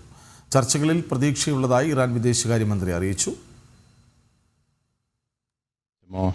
رسیدن به یک توافق منصفانه و شرافتمندانه هست از موضع برابر و اگر طرف مقابل هم از همین موضوع وارد شده باشه انشالله شانسی برای یک تفاهم اولیه که منجر به یک مسیر مذاکراتی بشه وجود خواهد. വിവരങ്ങളുമായി ഐസൻ ജോസഫും ചേരുന്നു. ഐസൻ, വളരെ സുപ്രധാനമായൊരു ചർച്ചയുടെ ഒരു ഘട്ടം പൂർത്തിയാകുന്നു. അടുത്തയാഴ്ച എന്ന് പ്രഖ്യാപിക്കുന്നു. അടുത്ത ഘട്ടം പ്രഖ്യാപിക്കുമ്പോൾ തന്നെ സുപ്രധാനമായ ക്രിയാത്മകമായ ഒരു മുന്നോട്ട് പോക്ക് ആ ചർച്ചയ്ക്ക് പിന്നിലുണ്ട് എന്നല്ലേ വ്യക്തമാകുന്നത്? തീർച്ചയായും കൃഷ്ണരാജ്, ഈ ചർച്ച മുന്നോട്ട് പോകുന്നു. അല്ലെങ്കിൽ ആണവ നിരായുധീകരണം, ഇറാനെ ആണവ നിരായുധീകരിക്കുക എന്ന നീക്കം, അല്ലെങ്കിൽ ആണവ ആയുധങ്ങളുടെ പരീക്ഷണങ്ങളിൽ നിന്നും പിന്മാറുക എന്ന നിലപാടിലേക്ക് ഇറാനെ കൊണ്ടെത്തിക്കാൻ അമേരിക്കയ്ക്ക് സാധിക്കുന്നുവെന്ന് തന്നെയാണ് ഏറ്റവും പ്രധാനപ്പെട്ട ഒരു ഘടകം. നേരത്തെ നമുക്കറിയാവുന്നതാണ്, ഇതിനൊരു ചരിത്രമുണ്ട്. 2018 ഉൾപ്പെടെയുള്ള ചരിത്രങ്ങളെല്ലാം തന്നെ ഇതിന് പുറകെയുണ്ട് എന്നതൊരു യാഥാർത്ഥ്യം തന്നെയാണ്. പക്ഷേ ഈ അമേരിക്ക ഇപ്പോൾ എടുത്ത നിലപാടുകൾ, അതായത് സൈനിക നടപടികൾ ഉണ്ടാകുമെന്ന കൃത്യമായ നിലപാട് അറിയിക്കുകയും മാത്രമല്ല ചർച്ചകളിലൂടെ പരിഹരിക്കാൻ താങ്കൾ തയ്യാറാണെങ്കിൽ ആ രീതിയിൽ സാധ്യമാകട്ടെ എന്ന നിലപാട് ഇറാനോട് സ്വീകരിക്കുകയും ചെയ്തിരിക്കുന്നു എന്നതാണ് ഏറ്റവും നിർണായകമായൊരു ഘടകം. അതിൻ്റെ ഭാഗമായാണ് പ്രാഥമിക ഘട്ടത്തിലുള്ള ഇൻഡയറക്റ്റായ ചർച്ചകൾ നടക്കുകയും ചെയ്തത്. നമുക്കറിയാവുന്നതാണ്, നേരിട്ടുള്ള ചർച്ചകൾ എന്ന് പറയുമ്പോൾ നയതന്ത്ര തലത്തിൽ ഏറ്റവും പ്രാധാന്യത്തോടെ അതത് രാജ്യങ്ങളുടെ അധികാരപരിധിയിലൊക്കെ നടക്കുന്ന ചില മാനദണ്ഡങ്ങളുണ്ട്. ഈ മാനദണ്ഡങ്ങൾ കൃത്യമായി അനുവർത്തിച്ചാൽ മാത്രമേ ഇരു രാജ്യങ്ങളും തമ്മിലുള്ള അന്താരാഷ്ട്ര കരാറുകൾ യാഥാർത്ഥ്യമാവുകയുള്ളൂ. അത്തരത്തിൽ യാഥാർത്ഥ്യമാകാത്ത രീതിയിൽ എന്നാൽ പക്ഷേ അതിന് മുന്നൊരുക്കങ്ങൾ നടക്കുന്ന ചില നീക്കങ്ങളുടെ ഭാഗമായാണ് ഈ ഇൻഡയറക്റ്റ് ചർച്ചകൾ എന്നതുകൊണ്ട് ഉദ്ദേശിക്കുന്നത്. അത്തരത്തിലുള്ള ഇൻഡയറക്റ്റ് ചർച്ചയാണ് ഇന്നലെ നടന്നത് എന്ന് വളരെ കൃത്യമായി അറിയിക്കുകയും ചെയ്യുന്നുണ്ട്. ഒമാൻ്റെ വിദേശകാര്യമന്ത്രിയുടെ സാന്നിധ്യത്തിൽ സ്റ്റീവ് വിറ്റ്കോഫ്, അതായത് അമേരിക്കയുടെ പശ്ചിമേഷ്യയ്ക്കായുള്ള പ്രത്യേക പ്രതിനിധിയും അതുപോലെ തന്നെ അബ്ബാസ് അറക്ചിയും ഇറാൻ്റെ വിദേശകാര്യമന്ത്രിയും ചേർന്നാണ് ഈ ചർച്ചകൾ നടത്തിയത്. ഈ ചർച്ചകളിൽ ഒരു ഫ്രെയിം വർക്ക് രൂപീകരിക്കുക, 2.5 മണിക്കൂറോളം നീണ്ടുനിന്ന ചർച്ചയിൽ ഒരു ഫ്രെയിം വർക്ക് രൂപീകരിക്കുക എന്നതാണ്. ഏത് രീതിയിലുള്ള മാനദണ്ഡങ്ങളാണ് ഇരു രാജ്യങ്ങളും തമ്മിൽ ഈ ധാരണയിലെത്തുന്നതിനെ പ്രാഥമികമായി മുന്നോട്ട് വയ്ക്കുന്നത് എന്ന് സംബന്ധിച്ച ഒരു മുന്നൊരുക്ക ചർച്ചയാണ് നടന്നിരിക്കുന്നത്. തീർച്ചയായും അത് ഇറാൻ്റെ പരമാധികാരം ഉള്ള പദവിയിലിരിക്കുന്ന വ്യക്തിയും അതുപോലെ തന്നെ അമേരിക്കയുടെ പ്രസിഡന്റ് എല്ലാം തന്നെ ചേർന്നായിരിക്കും അന്തിമ തീരുമാനത്തിലെത്തുക. അതിന് മുന്നോടിയായുള്ള ചർച്ചകളുടെ ഭാഗമായി നമുക്കറിയാവുന്നതാണ്, വിദേശകാര്യമന്ത്രിമാരും അതായത് വിദേശ രാജ്യങ്ങൾ സന്ദർശിക്കുന്ന അല്ലെങ്കിൽ വിദേശ രാഷ്ട്രത്തിലെ പ്രതിനിധികൾ ഭാരതത്തിലെത്തുമ്പോൾ വിദേശകാര്യമന്ത്രിയുമായുള്ള കൂടിക്കാഴ്ചകൾ ആദ്യമുണ്ടാകും. ഇത് ഒരുക്കങ്ങളുടെ ഭാഗമാണ്. അത്തരത്തിലുള്ള ഒരുക്കങ്ങളുടെ ഭാഗമാണ് ഉഭയകക്ഷി ചർച്ചകളെല്ലാം നടന്നിട്ടുള്ളത്. അതുകൊണ്ട് തന്നെ ഉഭയകക്ഷി ചർച്ചകൾ നടക്കുന്നതിനുള്ള സാധ്യത തെളിയുന്നു, വളരെ കൃത്യമായി തെളിയുന്നു എന്നാണ് ഇന്നലത്തെ നിലപാടിൽ നിന്നും നമ്മൾ അല്പം മുമ്പ് കേട്ടതുപോലെ തന്നെ ഇറാൻ്റെ വിദേശകാര്യമന്ത്രി വളരെ കൃത്യമായി പറയുന്നുണ്ട്. പ്രതീക്ഷയുള്ള ചർച്ചകളാണ് നടന്നത്. ഓപ്റ്റിമിസ്റ്റിക് എന്ന വാക്ക് കൃത്യമായും മാധ്യമങ്ങളെല്ലാം തന്നെ ഉപയോഗിക്കുകയും ചെയ്യുന്നുണ്ട് ഈ ചർച്ചകളെ സംബന്ധിച്ചിടത്തോളം. അത്തരത്തിലുള്ള ചർച്ചകൾ കൃത്യമായി പുരോഗമിക്കുകയും ചെയ്തിരിക്കുന്നു. ഇനി രണ്ടാം ഘട്ടം അടുത്ത ആഴ്ച നടക്കുന്നു എന്നറിയുമ്പോൾ തീർച്ചയായും ഇറാനെ ഈ ധാരണയ്ക്ക് താല്പര്യമുണ്ട് എന്ന് തന്നെയാണ് മനസ്സിലാക്കാൻ സാധിക്കുന്നത്. സ്വാഭാവികമായും വിവിധ തരത്തിലുള്ള നേട്ടങ്ങൾ ഇറാനെ ഇത് സംബന്ധിച്ചിടത്തോളം ഉണ്ടാകും. അതിൽ ഇറാൻ പ്രധാനമായും മുന്നോട്ട് വയ്ക്കുന്നത് സൈനിക നടപടി ഉണ്ടാകാൻ പാടില്ല എന്നാണ്. പക്ഷേ അക്കാര്യത്തിൽ ഒരു അന്തിമ തീരുമാനം ഏത് രീതിയിൽ ഉണ്ടാകുമെന്ന് തന്നെയാണ് ഇപ്പോൾ ലോകം കാത്തിരിക്കുന്നത്. നമുക്കറിയാവുന്നതാണ് ഇറാൻ ഒരു ആണവ ശക്തിയാണ്. മാത്രമല്ല ഒരു പ്രോക്സി വാറിന് പിന്തുണ നൽകുന്ന ഒരു സ്വഭാവം ഇറാൻ എന്ന രാജ്യത്തിനുണ്ട്. ആ ഇറാനാണ് ഈ പശ്ചിമേഷ്യയിലെ ഹമാസിനും അതുപോലെ തന്നെ ഹിസ്ബുള്ളയ്ക്കും മറ്റു അത്തരത്തിലുള്ള ഭീകര സംഘടനകൾക്കെല്ലാം തന്നെ പിന്തുണ നൽകുന്ന ഒരു നീക്കങ്ങൾ നടത്തുന്നത്. അത്തരത്തിൽ പിന്തുണ നൽകുന്ന നീക്കങ്ങൾ നിയന്ത്രിക്കുക എന്ന കൃത്യമായൊരു നീക്കമാണ് അമേരിക്കയുടെ ഭാഗത്തു നിന്നുണ്ടാകുന്നത്. ഹമാസിനെ പൂർണ്ണമായും ഡീമിലിറ്ററൈസ് ചെയ്യുക എന്നത്, അതായത് ഇത്തരത്തിലുള്ള മിലീഷ്യകളെ ഇല്ലാതാക്കുക എന്ന ഒരു നയത്തിൻ്റെ, ലോക നയത്തിൻ്റെ ഭാഗമായി കൂടിയാണ് ഇറാൻ്റെ പ്രതിരോധശേഷി, ആണവ പ്രതിരോധശേഷി നിലനിൽക്കുമ്പോൾ ഇറാൻ അത്തരത്തിലൊരു ആക്രമണത്തിലേക്ക് നീങ്ങാതിരിക്കേണ്ട അനിവാര്യത കൂടി ഉള്ളതുകൊണ്ടാണ് ഇത്തരത്തിലൊരു ചർച്ചകളിലേക്ക് കാര്യങ്ങൾ കൊണ്ടുപോകുന്നത്. 20 വർഷത്തിലേറെയായി ഇത്തരത്തിൽ ചർച്ചകൾ തുടരുന്നുണ്ട് പല രീതിയിലും. നിലവിലെ സാഹചര്യത്തിൽ ഈ യുറേനിയം സമ്പുഷ്ടീകരണം സംബന്ധിച്ച, അല്ലെങ്കിൽ യുറേനിയം 60% പ്യുവറായ യുറേനിയം സമ്പുഷ്ടീകരിക്കുന്നതിനുള്ള നീക്കങ്ങൾ നടത്തുമ്പോൾ സ്വാഭാവികമായും അത് വലിയൊരു വെല്ലുവിളി തന്നെയാണ് ലോകരാഷ്ട്രങ്ങൾക്ക് ഉണ്ടാക്കുക. ആ ഒരു പശ്ചാത്തലത്തിലാണ് ചർച്ചകളിലേക്ക് കടന്നതും ആ ചർച്ചകളുടെ അടിസ്ഥാനത്തിലാണ് ഇപ്പോൾ ഒരു പ്രാഥമിക രൂപം ആദ്യഘട്ടത്തിലുണ്ടായിരിക്കുന്നത്. രണ്ടാം ഘട്ടം അടുത്ത ആഴ്ച ഉണ്ടാകുമെന്ന വിവരവും ലഭ്യമാകുന്നുണ്ട്. തീർച്ചയായും ഇക്കാര്യങ്ങളിൽ ഒരു അന്തിമ തീരുമാനത്തിലേക്ക് കാര്യങ്ങൾ പോകുന്നു എന്ന് തന്നെയാണ് നിലവിലെ സൂചനകളിൽ നിന്നും മനസ്സിലാക്കാൻ സാധിക്കുന്നത്. ആണവ സമ്പുഷ്ടീകരണത്തിൽ ഇറാൻ അമേരിക്ക ചർച്ചയുടെ രണ്ടാം ഘട്ടത്തിലേക്ക് കടക്കുകയാണ്. അത് അടുത്ത ആഴ്ച ഉണ്ടാകും. ആദ്യഘട്ട ചർച്ചകളൊക്കെ ക്രിയാത്മകമാണെന്ന് ഇരു രാജ്യങ്ങളും അറിയിക്കുന്നുമുണ്ട്. വിവരങ്ങൾ നൽകുകയായിരുന്നു ഐസൻ ജോസ്. 6 ദിവസം കൊണ്ട് 27 ലോക റെക്കോർഡുകൾ കരസ്ഥമാക്കി ചരിത്ര നേട്ടവുമായി അമൃത വിദ്യാലയം. കോയമ്പത്തൂർ നല്ലമ്പാളയം അമൃത വിദ്യാലയമാണ് ചരിത്ര വിജയം കൈക്കലാക്കിയത്. രജത ജൂബിലി ആഘോഷങ്ങളുടെ ഭാഗമായി സംഘടിപ്പിച്ച ചടങ്ങിലാണ് ലോക റെക്കോർഡുകൾ പ്രഖ്യാപിച്ചത്. 3 രാജ്യങ്ങളിൽ നിന്നും രാജ്യത്തെ 7 സംസ്ഥാനങ്ങളിൽ നിന്നുമുള്ള 27 വിധികർത്താക്കളുടെ സാന്നിധ്യത്തിലാണ് elite world record, Asian record academy, India record academy, Tamilan book of record എന്നീ റെക്കോർഡുകളിൽ അമൃത വിദ്യാലയത്തിലെ വിദ്യാർത്ഥികൾ ഇടം നേടിയത്. കഴിഞ്ഞ 3 മുതൽ 8 വരെ നടന്ന ലോക റെക്കോർഡ് പരിപാടിയിൽ സ്കൂളിലെ പ്രീ KG മുതൽ 12ാം ക്ലാസ് വരെയുള്ള 3091 വിദ്യാർത്ഥികളും 150 സ്പോർട്ടിംഗ് സ്റ്റാഫും ചേർന്നാണ് രാജ്യത്തെ മറ്റൊരു വിദ്യാലയവും കരസ്ഥമാക്കാത്ത ചരിത്ര നേട്ടം കൈവരിച്ചത്. സ്കൂളിന്റെ 25ാം വാർഷികം വെറുമൊരു ആഘോഷം എന്നതിലുപരി വിദ്യാർത്ഥികളെ ക്രിയാത്മകതയും സർഗാത്മകതയും പ്രോത്സാഹിപ്പിക്കുന്ന പരിപാടിയാക്കണമെന്ന മാതാ അമൃതാനന്ദമയി ദേവിയുടെ നിർദ്ദേശമനുസരിച്ചാണ് വിവിധങ്ങളായ റെക്കോർഡുകൾ സ്ഥാപിച്ച് പുതിയ ചരിത്ര നേട്ടം കരസ്ഥമാക്കാൻ നല്ലമ്പാളയം അമൃത വിദ്യാലയത്തെ പ്രേരിപ്പിച്ചത്. 25ാം വാർഷികാഘോഷത്തിന്റെ സമാപന ചടങ്ങിൽ മാതാ അമൃതാനന്ദമയി മഠം ജനറൽ സെക്രട്ടറി സ്വാമി പൂർണ്ണ അമൃതാനന്ദപുരി അധ്യക്ഷത വഹിച്ചു. നല്ലമ്പാളയം അമൃത വിദ്യാലയം മാനേജർ സ്വാമിനി മുക്ത അമൃതപ്രാണ, സ്വാമിനി ഭക്തിപ്രിയ അമൃതപ്രാണ, അമൃത വിദ്യാലയം തമിഴ്നാട് വിദ്യാഭ്യാസ officer S Muralidharan, Amrita Vishwavidyapeetham general administration manager Nandagopan C, Amrita Vidyalayam Nallampalayam principal K Jayajyothi, academic coordinator B Padmaja, headmistress MR Sudha തുടങ്ങിയവർ പങ്കെടുത്തു. ജനം, പാലക്കാട്. സമയം 8 മണിയാകുന്നു. പുത്തൻ പുലരി 1 മണിക്കൂർ പിന്നിടുന്നു. കഴിഞ്ഞ 1 മണിക്കൂറിൽ പുതുതായി എന്തെങ്കിലും സംഭവിച്ചോ? പ്രധാന വാർത്തകൾ നോക്കാം.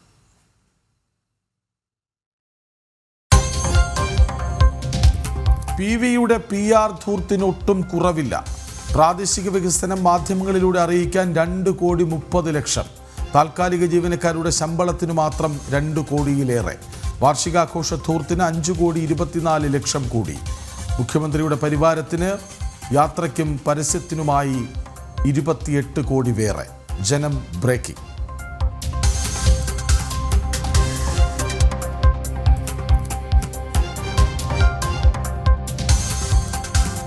വിശുദ്ധവാരത്തിന് തുടക്കം കുറിച്ച് ഓശാന ഞായർ.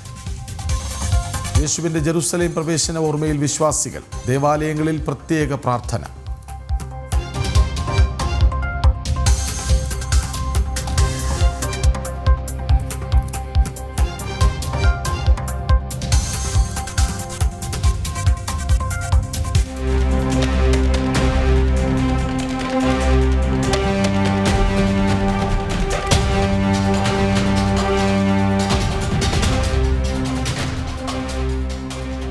ദേവസ്വം ബോർഡ് ക്ഷേത്രക്കുള മണ്ഡപത്തിൽ CPM പ്രചാരണക്കൊടി.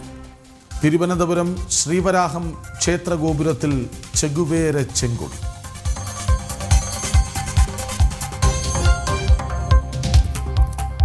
സ്ത്രീ സമരങ്ങളോട് മുഖം തിരിച്ച് പിണറായി സർക്കാർ. വനിതാ CPO ഉദ്യോഗാർത്ഥികളുടെ നിരാഹാര സമരം 12ാം ദിനം. റാങ്ക് ലിസ്റ്റ് കാലാവധി തീരാൻ 6 നാൾ മാത്രം. പുതിയ സമരശൈലിയിലേക്ക് ആശാവർക്കർമാർ.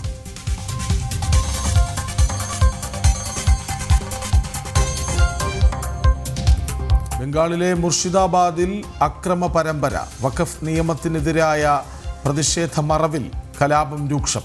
സംസ്ഥാനത്തോട് റിപ്പോർട്ട് തേടി കേന്ദ്ര ആഭ്യന്തര മന്ത്രാലയം. ആക്രമണങ്ങളിൽ കൊല്ലപ്പെട്ടത് 3 പേർ, 118 പേർ അറസ്റ്റ്.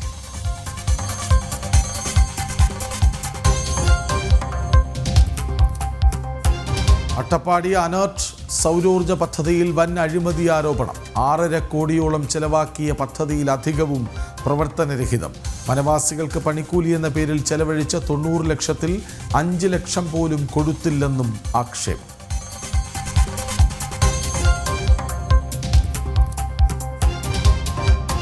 ആണവ സമ്പുഷ്ടീകരണത്തിൽ ചർച്ച തുടരാൻ അമേരിക്കയും ഇറാനും. 2ാം ഘട്ടം അടുത്തയാഴ്ച. ആദ്യ ചർച്ച ക്രിയാത്മകമെന്ന് വിശദീകരണം. പ്രതീക്ഷയെന്ന് ഇറാൻ വിദേശകാര്യമന്ത്രി.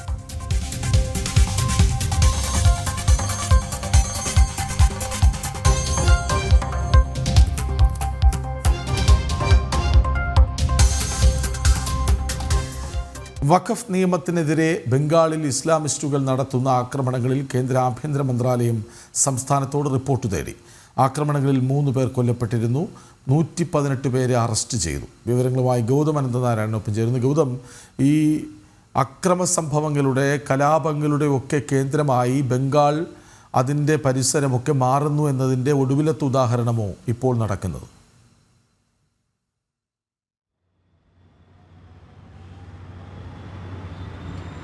കൃഷ്ണരാജ്, വഖഫ് ഭേദഗതി ബില്ല് ഈ കടന്നുപോയ ബജറ്റ് സമ്മേളനത്തിൻ്റെ 2ാം ഘട്ടത്തിൽ കേന്ദ്ര സർക്കാർ പാസ്സാക്കിയതിന് ശേഷം വ്യാപകമായ അക്രമത്തിന്, അതായത് രാജ്യത്തൊട്ടാകെ വലിയ അക്രമ പരമ്പരകളാണ് ഇസ്ലാമിക ഭീകര ശക്തികൾ ലക്ഷ്യമിട്ടത്. മാത്രമല്ല, അത് ഭീകര സ്വഭാവമുള്ള സംഘടനകൾ മാത്രമല്ല, ഈ മുസ്ലിം ലീഗൊക്കെ പോലെയുള്ള രാഷ്ട്രീയ പാർട്ടികൾ, മുസ്ലിം രാഷ്ട്രീയ പാർട്ടികളും ഇത്തരം അക്രമങ്ങൾക്ക് വഴിവെക്കുന്ന രീതിയിലുള്ള പ്രതികരണങ്ങളൊക്കെ നടത്തിയിരുന്നു. പക്ഷേ നമുക്ക് കാണാൻ കഴിയുന്നത് CAA പോലെ മുസ്ലിം സമൂഹത്തിൻ്റെ ഭാഗത്ത് നിന്നോ അല്ലെങ്കിൽ പൊതുസമൂഹം ഒരു ഘട്ടത്തിൽ, അതായത് CAAയുടെ ആദ്യ ഘട്ടത്തിൽ മുസ്ലിങ്ങളിൽ തന്നെ ഒരു വിഭാഗം ഇതിനെതിരെ പ്രതിഷേധിക്കുകയും അത് പിന്നീട് വലിയ കലാപമായി പല സ്ഥലങ്ങളിൽ, ഡൽഹിയിലും അതുപോലെ തന്നെ രാജ്യത്തിൻ്റെ ചില ഭാഗങ്ങളിലൊക്കെ മാറിയിരുന്നു. എന്നാൽ വഖഫ് ഭേദഗതി നിയമത്തിനെതിരെ ഇത്തരം കലാപത്തിന് ഭീകര സ്വഭാവമുള്ള സംഘടനകളും മുസ്ലിം രാഷ്ട്രീയ പാർട്ടികളും ശ്രമിച്ചുവെങ്കിലും അത് ഒരർത്ഥത്തിലും വിജയിച്ചിട്ടില്ല. രാജ്യത്തിൻ്റെ പല ഭാഗങ്ങളിൽ ഇത്തരം പ്രകോപനങ്ങൾ സൃഷ്ടിച്ചു, ക്യാമ്പസുകളിൽ ഇത്തരം പ്രചരണങ്ങൾ നടത്തി. പക്ഷേ കേന്ദ്ര സർക്കാർ അതിനെല്ലാം കൃത്യമായി തന്നെ പ്രതിരോധിക്കുന്ന നീക്കങ്ങൾ നടത്തുന്നുണ്ടായിരുന്നു. എന്നാൽ പശ്ചിമ ബംഗാളിൽ മാത്രമാണ് ഇതിന് വിരുദ്ധമായ രീതിയിലുള്ള കാര്യങ്ങൾ നടക്കുന്നത്. അതായത് ബംഗാളിൽ നമ്മൾ CAA കാലത്ത് കണ്ടതിന് സമാനമായ രീതിയിലുള്ള പ്രശ്നങ്ങൾ അവിടെ നടക്കുന്നു എന്നുള്ളതാണ്. 3 പേർ ഇതിനകം മരണപ്പെട്ടിട്ടുണ്ട് ഈ അക്രമത്തിനിടയിൽ. മുർഷിദാബാദ്, അതുപോലെ തന്നെ മാൽഡ, ഇങ്ങനെയുള്ള മുസ്ലിം ഭൂരിപക്ഷ ജില്ലകളിലാണ് ഇപ്പോൾ ഈ വ്യാപകമായ അക്രമ സംഭവങ്ങൾ റിപ്പോർട്ട് ചെയ്തത്.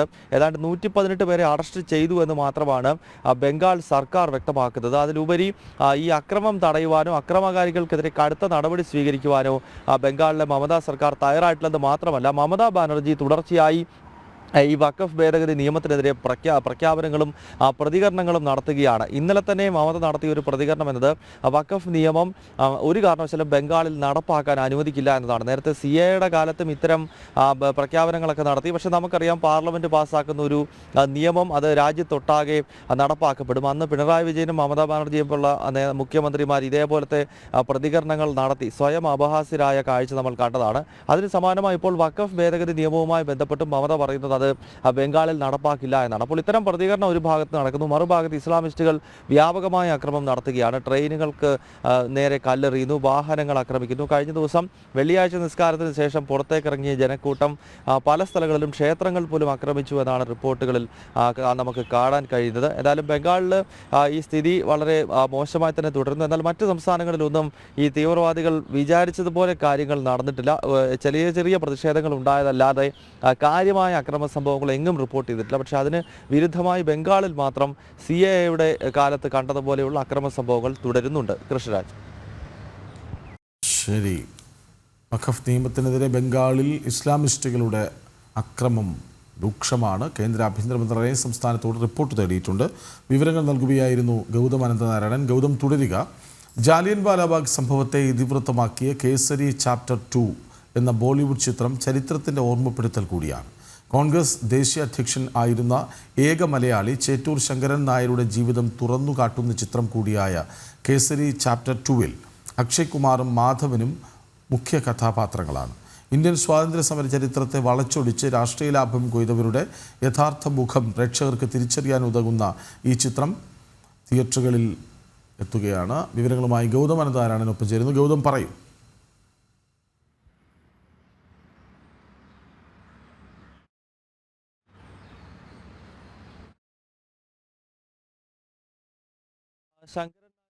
അധ്യക്ഷനായിരുന്ന ഏക മലയാളിയായിരുന്നിട്ട് കൂടിയും കേരളത്തിലെ കോൺഗ്രസ് പാർട്ടി എന്നും തീണ്ടാപ്പാടകലെയാണ് ശങ്കരൻ നായർക്ക് സ്ഥാനം കൽപ്പിച്ചത്.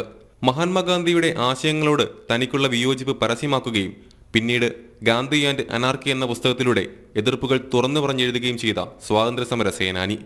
രാഷ്ട്രീയ നേട്ടത്തിനായി ശങ്കരൻ നായരെ ഇരുട്ടിൽ നിർത്തി മറ്റൊരു ചരിത്രം പാടിയെങ്കിലും സത്യം മറനീക്കുന്ന കാലം വിദൂരമല്ല. അക്ഷയ് കുമാറും മാധവനും മുഖ്യ കഥാപാത്രങ്ങളായി എത്തുന്ന കരൺ ജോഹർ ചിത്രം കേസരി ചാപ്റ്റർ 2-ലൂടെ ചേറ്റൂർ ശങ്കരൻ നായർ എന്ന ദേശസ്നേഹിയെ പിറന്ന നാട് തിരിച്ചറിയും.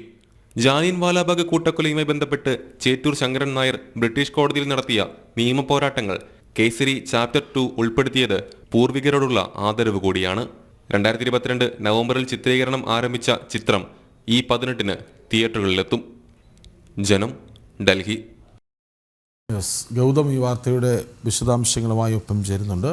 ഗൗതം, ഈ സ്വാതന്ത്ര്യ സമരത്തെ വളച്ചൊടിച്ചവരുടെ രാഷ്ട്രീയ മുഖം അത് വെളിവാക്കുന്നതോ ചിത്രം?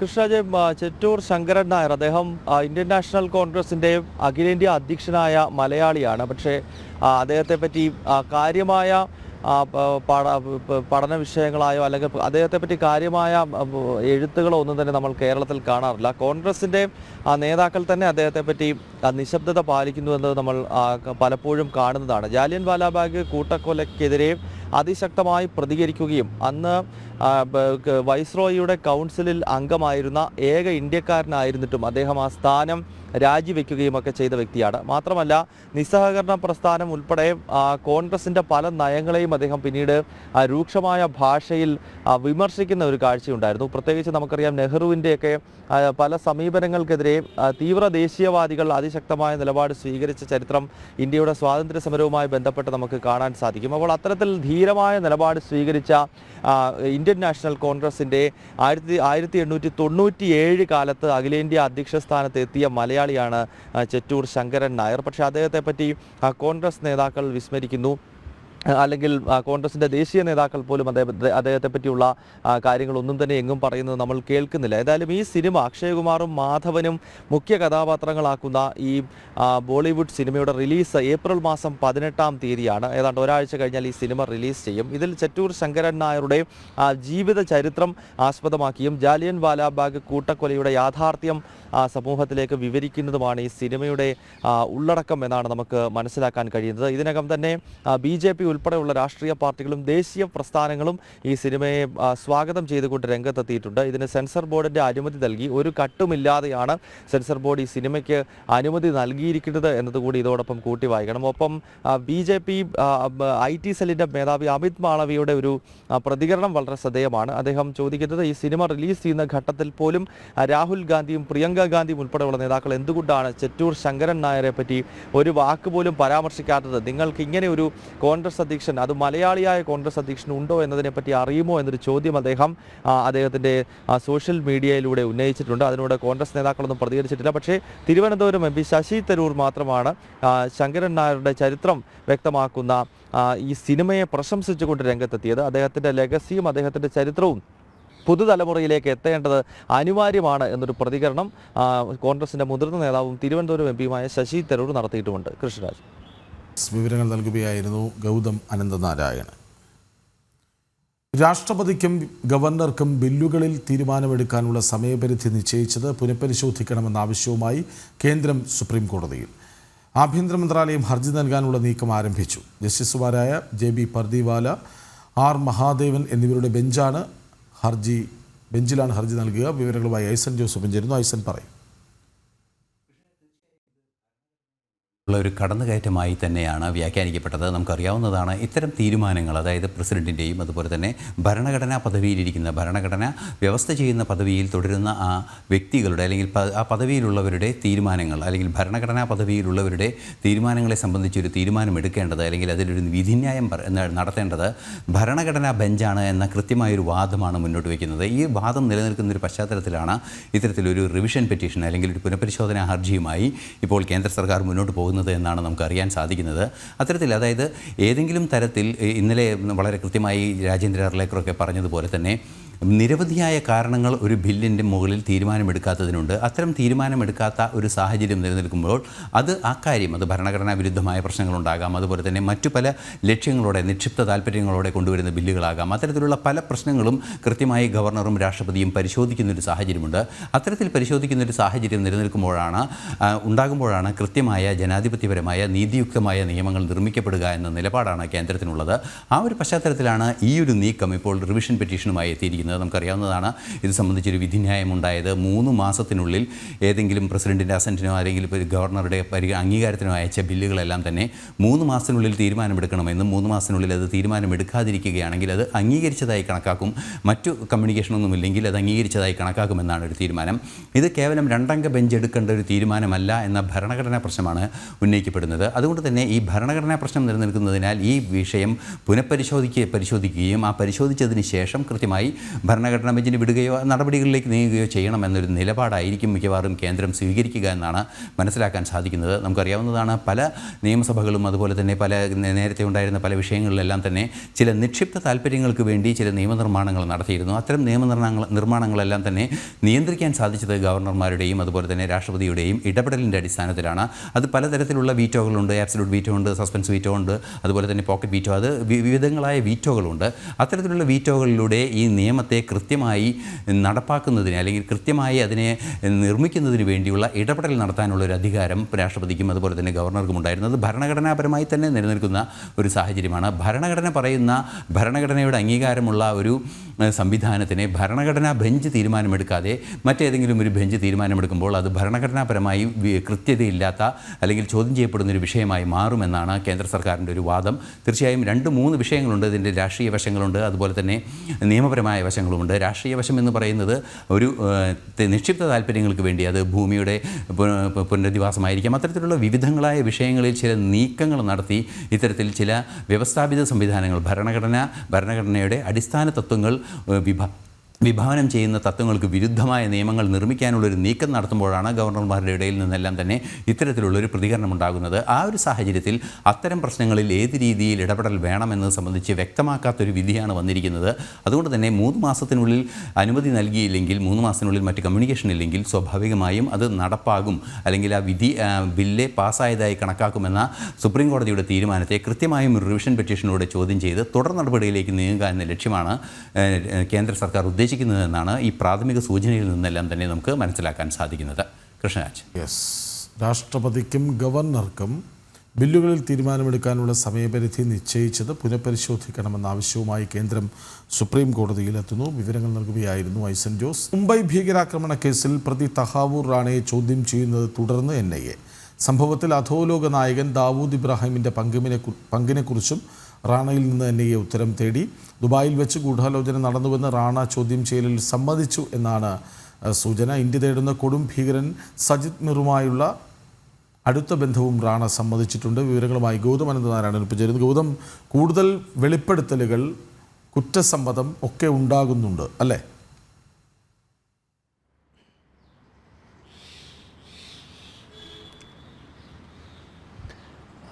കൃഷ്ണരാജ്, 18 ദിവസത്തെ NIA കസ്റ്റഡിയിലാണ് ഡൽഹി പട്യാല കോർട്ടിലെ പ്രത്യേക NIA ജഡ്ജി ഈ കൊടും ഭീകരനായ തഹാവൂർ റാണയെ അയച്ചത്. അതിനാൽ ഓരോ ദിവസവും കൂടുതൽ ചോദ്യം ചെയ്യലിലേക്ക് ദേശീയ അന്വേഷണ ഏജൻസി കടക്കുകയാണ്. ഇതിപ്പോൾ 3-ാം ദിവസമാണ് ഇന്നത്തെ ചോദ്യം ചെയ്യൽ നടക്കാൻ പോകുന്നത്. കഴിഞ്ഞ ദിവസത്തെ ചോദ്യം ചെയ്യലിൽ 2 പ്രധാനപ്പെട്ട കാര്യങ്ങൾ വെളിപ്പെടുത്തി എന്നതാണ് നമുക്ക് മനസ്സിലാക്കാൻ സാധിക്കുന്നത്. ഒന്ന്, ദാവൂദ് ഇബ്രാഹിമുമായി ബന്ധപ്പെട്ട് കൊടും ഈ അധോലോക നായകൻ ദാവൂദ് ഇബ്രാഹിം എങ്ങനെയാണ് ഈ മുംബൈ ഭീകരാക്രമണത്തിൽ ഇയാൾക്കുള്ള പങ്ക് എന്നത് സംബന്ധിച്ച് ദേശീയ അന്വേഷണ ഏജൻസി റാണയോട് ചോദ്യങ്ങൾ ചോദിക്കുന്നുണ്ടായിരുന്നു. അതിൽ ചില കൃത്യമായ വെളിപ്പെടുത്തലുകൾ റാണ നടത്തി എന്നത് തന്നെയാണ് നമുക്ക് ലഭ്യമാകുന്ന വിവരം. കാരണം നേരത്തെ തന്നെ NIAയുടെ ചാർജ് ഷീറ്റിനകത്ത് ഉൾപ്പെടെ പറയുന്നൊരു കാര്യം ഈ ദാവൂദ് ഇബ്രാഹിമിന് ഈ നടക്കാൻ പോകുന്ന ആക്രമണത്തെപ്പറ്റി കൃത്യമായ അറിവുണ്ടായിരുന്നു എന്നുള്ളതാണ്. കാരണം 1993 ഉൾപ്പെടെ നടന്ന മുംബൈയിലെ വലിയ ഭീകരാക്രമണത്തിന്റെ സൂത്രധാരനും അല്ലെങ്കിൽ അത് നടപ്പാക്കിയതും ദാവൂദ് ഇബ്രാഹിമാണ്. ഇതിനുശേഷമാണ് ഇയാൾ പിന്നീട് രാജ്യം വിട്ട് പാകിസ്ഥാനിലേക്ക് പോയത്. അതിനാൽ 2008 മുംബൈയിൽ നടന്ന ഭീകരാക്രമണത്തെ പറ്റിയും ദാവൂദിനും ഡി കമ്പനിക്കും കൃത്യമായ ധാരണ ഉണ്ടായിരുന്നു എന്ന് തന്നെയാണ് കേന്ദ്ര ഏജൻസികളുടെ കണ്ടെത്തൽ. അതിനാൽ അതേപറ്റിയുള്ള കൂടുതൽ വിശദാംശങ്ങൾ റാണയോട് NIA ചോദിക്കുന്നുണ്ടായിരുന്നു. അതുപോലെ തന്നെ സജീദ് മിറുമായി താൻ നിരന്തര കോൺടാക്റ്റ് ഉണ്ടായിരുന്നു എന്ന് റാണ സമ്മതിച്ചിരിക്കുകയാണ്. ഈ സജീദ് മിർ എന്നതൊരു കൊടും ഭീകരനാണ്. അതായത് അന്താരാഷ്ട്ര തലത്തിൽ തന്നെ വിവിധ രാജ്യങ്ങൾ അവരുടെ ഭീകര പട്ടികയിൽ ഉൾപ്പെടുത്തിയിട്ടുള്ള കൊടും ഭീകരനെ നമ്മുടെ രാജ്യത്തെ കേന്ദ്ര ഏജൻസികളും തേടിക്കൊണ്ടിരിക്കുകയാണ് സജീദ് മിറിനെ. ഇയാൾ പാകിസ്ഥാൻ സ്വദേശിയാണ്. 2008 ഭീകരാക്രമണത്തിൻ്റെ പ്ലാനിങ് നടത്തിയത് ഈ സജീദ് മിറാണ്. അതായത് ലഷ്കർ-ഇ-തൊയ്ബ എന്ന ഭീകര സംഘടനയുടെ ഇൻ്റർനാഷണൽ വിങ്ങിൻ്റെ ചുമതലയാണ് ഈ സജീദ് മിറിനുള്ളത്. ഇയാൾ 2008 ഭീകരാക്രമണത്തിൻ്റെ പ്ലാനിങ്ങുകൾ, എവിടെയൊക്കെ സ്ഫോടനം നടത്തണം, എങ്ങനെയായിരിക്കണം ഈ ഭീകരർ മുംബൈയിലേക്ക് എത്തേണ്ടത് തുടങ്ങിയ കാര്യങ്ങൾ കൃത്യമായിട്ട് തന്നെ പ്ലാൻ ചെയ്തത് ലഷ്കറിൻ്റെ ഈ അന്താരാഷ്ട്ര വിഭാഗത്തിൻ്റെ ചുമതല വഹിക്കുന്ന സജീദ് മിറാണ്. ഇയാൾ ഓസ്ട്രേലിയ, അതോടൊപ്പം തന്നെ കാനഡ, US തുടങ്ങിയ സ്ഥലങ്ങളിലൊക്കെ വിവിധ ഭീകരാക്രമണ കേസുകളിൽ പ്രതി ചേർക്കപ്പെടുകയായിരുന്നു. ആദ്യഘട്ടത്തിൽ പാകിസ്ഥാൻ ഇയാളെപ്പറ്റി ചോദിക്കുന്ന ഘട്ടത്തിൽ ഒരു നിഷേധാത്മക സമീപനമാണ് സ്വീകരിച്ചത്. അതായത് സജീദ് മിർ പാകിസ്ഥാനിലില്ല എന്നും അയാളെപ്പറ്റി ധാരണയില്ല എന്നും പറഞ്ഞ പാകിസ്ഥാൻ പിന്നീട് ആഗോളതലത്തിൽ വിവിധ രാജ്യങ്ങളുടെ വലിയ തോതിലുള്ള പ്രഷർ സഹിക്കവയ്യാതെയാണ് സജീദ് മിറിനെ അറസ്റ്റ് ചെയ്യുകയും പിന്നീട് പാകിസ്ഥാനിലെ ഭീകരവിരുദ്ധ കോടതി ഇയാൾക്ക് വിവിധ കേസുകളിൽ ശിക്ഷ നൽകിക്കൊണ്ട് ജയിലിലാക്കുകയും ഒക്കെ ചെയ്തത്. ഏതായാലും ഇന്ത്യൻ ഏജൻസികൾ ഇപ്പോഴും ഈ സജീദ് മിറിനെ തേടിക്കൊണ്ടിരിക്കുകയാണ്. അങ്ങനെ ഒരു ഭീകരനുമായി തനിക്ക് നിരന്തരമായ കോണ്ടാക്ട് ഉണ്ടായിരുന്നുവെന്ന് ഈ ചോദ്യം ചെയ്യലിൽ തഹാവൂർ ഹുസൈൻ റാണ സമ്മതിച്ചിരിക്കുകയാണ്. അങ്ങനെയെങ്കിൽ അത് വളരെ നിർണായകമായ ഒരു വെളിപ്പെടുത്തലാണ്. ഒപ്പം മുംബൈയിലെ ഡി കമ്പനിയുമായി ബന്ധപ്പെട്ടുള്ള ദാവൂദ് ഇബ്രാഹിമിൻ്റെ റോൾ സംബന്ധിച്ച് NIA അന്വേഷിക്കുന്നു. അതുപോലെ തന്നെ ഇയാൾ കേരളത്തിലെത്തിയതുമായി ബന്ധപ്പെട്ട കാര്യങ്ങൾ ഉൾപ്പെടെ ഇപ്പോൾ ഈ ചോദ്യം ചെയ്യലിൽ ഓരോ ഘട്ടം ഘട്ടമായി നടക്കുന്ന ചോദ്യം ചെയ്യലിൽ ചോദിക്കുകയാണ്. കൃഷ്ണരാജ്. ശരി, മുംബൈ ഭീകരാക്രമണ കേസിൽ തഹാവൂർ റാണയെ NIA ചോദ്യം ചെയ്യുന്നത് തുടരുന്നു. ദാവൂദ് ഇബ്രാഹിമിൻ്റെ പങ്ക്, അതായത് മുംബൈ ഭീകരാക്രമണത്തിൽ ദാവൂദ് ഇബ്രാഹിമിൻ്റെ പങ്കിനെക്കുറിച്ചും റാണയിൽ നിന്ന് ഉത്തരം തേടുകയാണ്. ദുബായിൽ ഗൂഢാലോചന നടന്നുവെന്ന് റാണ തന്നെ സമ്മതിച്ചുവെന്നാണ് വിവരങ്ങൾ നൽകുകയായിരുന്നു ഗൗതം അനന്തനാരായണൻ. CPMൻ്റെ പ്രചാരണത്തിന് ദേവസ്വം ബോർഡ് ക്ഷേത്രക്കുളത്തിലെ മണ്ഡപം. തിരുവനന്തപുരം ശ്രീവരാഹം ക്ഷേത്രത്തിലെ ഗോപുരത്തിൻ്റെ ഉയരത്തിൽ ചെഗുവേരയുടെ ചിത്രം പതിപ്പിച്ച ചെങ്കൊടിയാണ് പാറിക്കളിക്കുന്നത്. ദേവസ്വം ബോർഡ് ക്ഷേത്രത്തിലും ക്ഷേത്ര പരിസരത്തും രാഷ്ട്രീയ പാർട്ടികളുടെ ചിഹ്നങ്ങൾ പ്രദർശിപ്പിക്കാൻ പാടില്ലെന്ന കർശന നിർദ്ദേശം നിലനിൽക്കുമ്പോഴാണ് ഗുരുതരമായ നിയമലംഘനം. വിവരങ്ങളുമായി ടിൻഡു ദാസ് ഒപ്പം ചേരുന്നു. ടിൻഡു, കണ്ണൂരിൽ പല വാർത്തകൾ നമ്മൾ കേട്ടു. ഘോഷയാത്രയ്ക്കിടെ ചെഗുവേരയുടെ ചെങ്കൊടി ഉയർത്തിപ്പിടിച്ചു പോകുന്നത് കണ്ടു. ഇൻഗുലാബ് സിന്ദാബാദ് കലശം വരവിനിടെ നമ്മൾ കണ്ടു. മാത്രമല്ല, ഈ സൂരജ് വധക്കേസിലെ, മുഴപ്പിലങ്ങാട് സൂരജ് വധക്കേസിലെ പ്രതികളുടെ ചിത്രം പോലും പ്രദർശിപ്പിച്ചുകൊണ്ടുള്ള ഘോഷയാത്ര കണ്ടു. ഈ കൊല്ലത്ത് വിപ്ലവഗാനം നമ്മൾ കേട്ടു. ഇതിപ്പോൾ തിരുവനന്തപുരത്ത് ഒരു പ്രധാനപ്പെട്ട ക്ഷേത്രത്തിലെ ഗോപുരത്തിന് മുകളിൽ ചെഗുവേരയുടെ ചെങ്കൊടി എങ്ങനെ പാറിക്കളിക്കുകയാണ്. വിവരങ്ങൾ.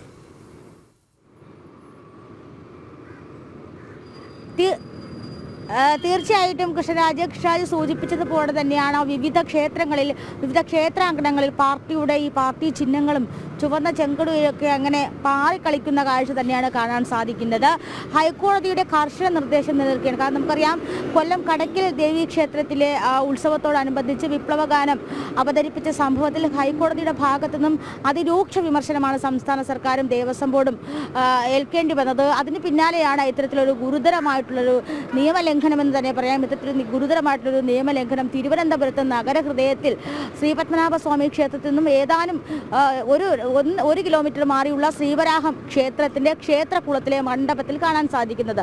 ശ്രീവരാഹം ക്ഷേത്രത്തിൽ നിന്നും നേരെ ഇറങ്ങുന്നത് ക്ഷേത്രകുളത്തിലേക്കാണ്. അതായത് 50 മീറ്റർ നീളം പോലും 50 മീറ്റർ പോലും അകലെയല്ല ഇത്തരത്തിലൊരു ഗുരുതരമായിട്ടൊരു പ്രശ്നം നമുക്ക് കാണാൻ സാധിക്കുന്നത്. ക്ഷേത്രത്തിന്റെ ഗോപുരത്തിനേക്കാളും ഉയരത്തിലാണ് ക്ഷേത്രകുളത്തിലെ മണ്ഡപത്തിലുള്ള ഈ ഒരു മണ്ഡപത്തിന് മുകളിലെ ഗോപുരത്തിലായിട്ട് ഒരു വലിയൊരു ചെങ്കൊടി, ഇത് ചെഗുവേരയുടെ ചിത്രമാണ് പതിപ്പിച്ചിട്ടുള്ളത്. ചെഗുവേരയുടെ കറുത്ത പ്രിന്റോടടങ്ങിയ ചിത്രം ചുവന്ന കൊടിയിൽ പതിപ്പിച്ച രീതിയിൽ നമുക്ക് ആ ദൃശ്യങ്ങളിൽ കാണാൻ സാധിക്കും.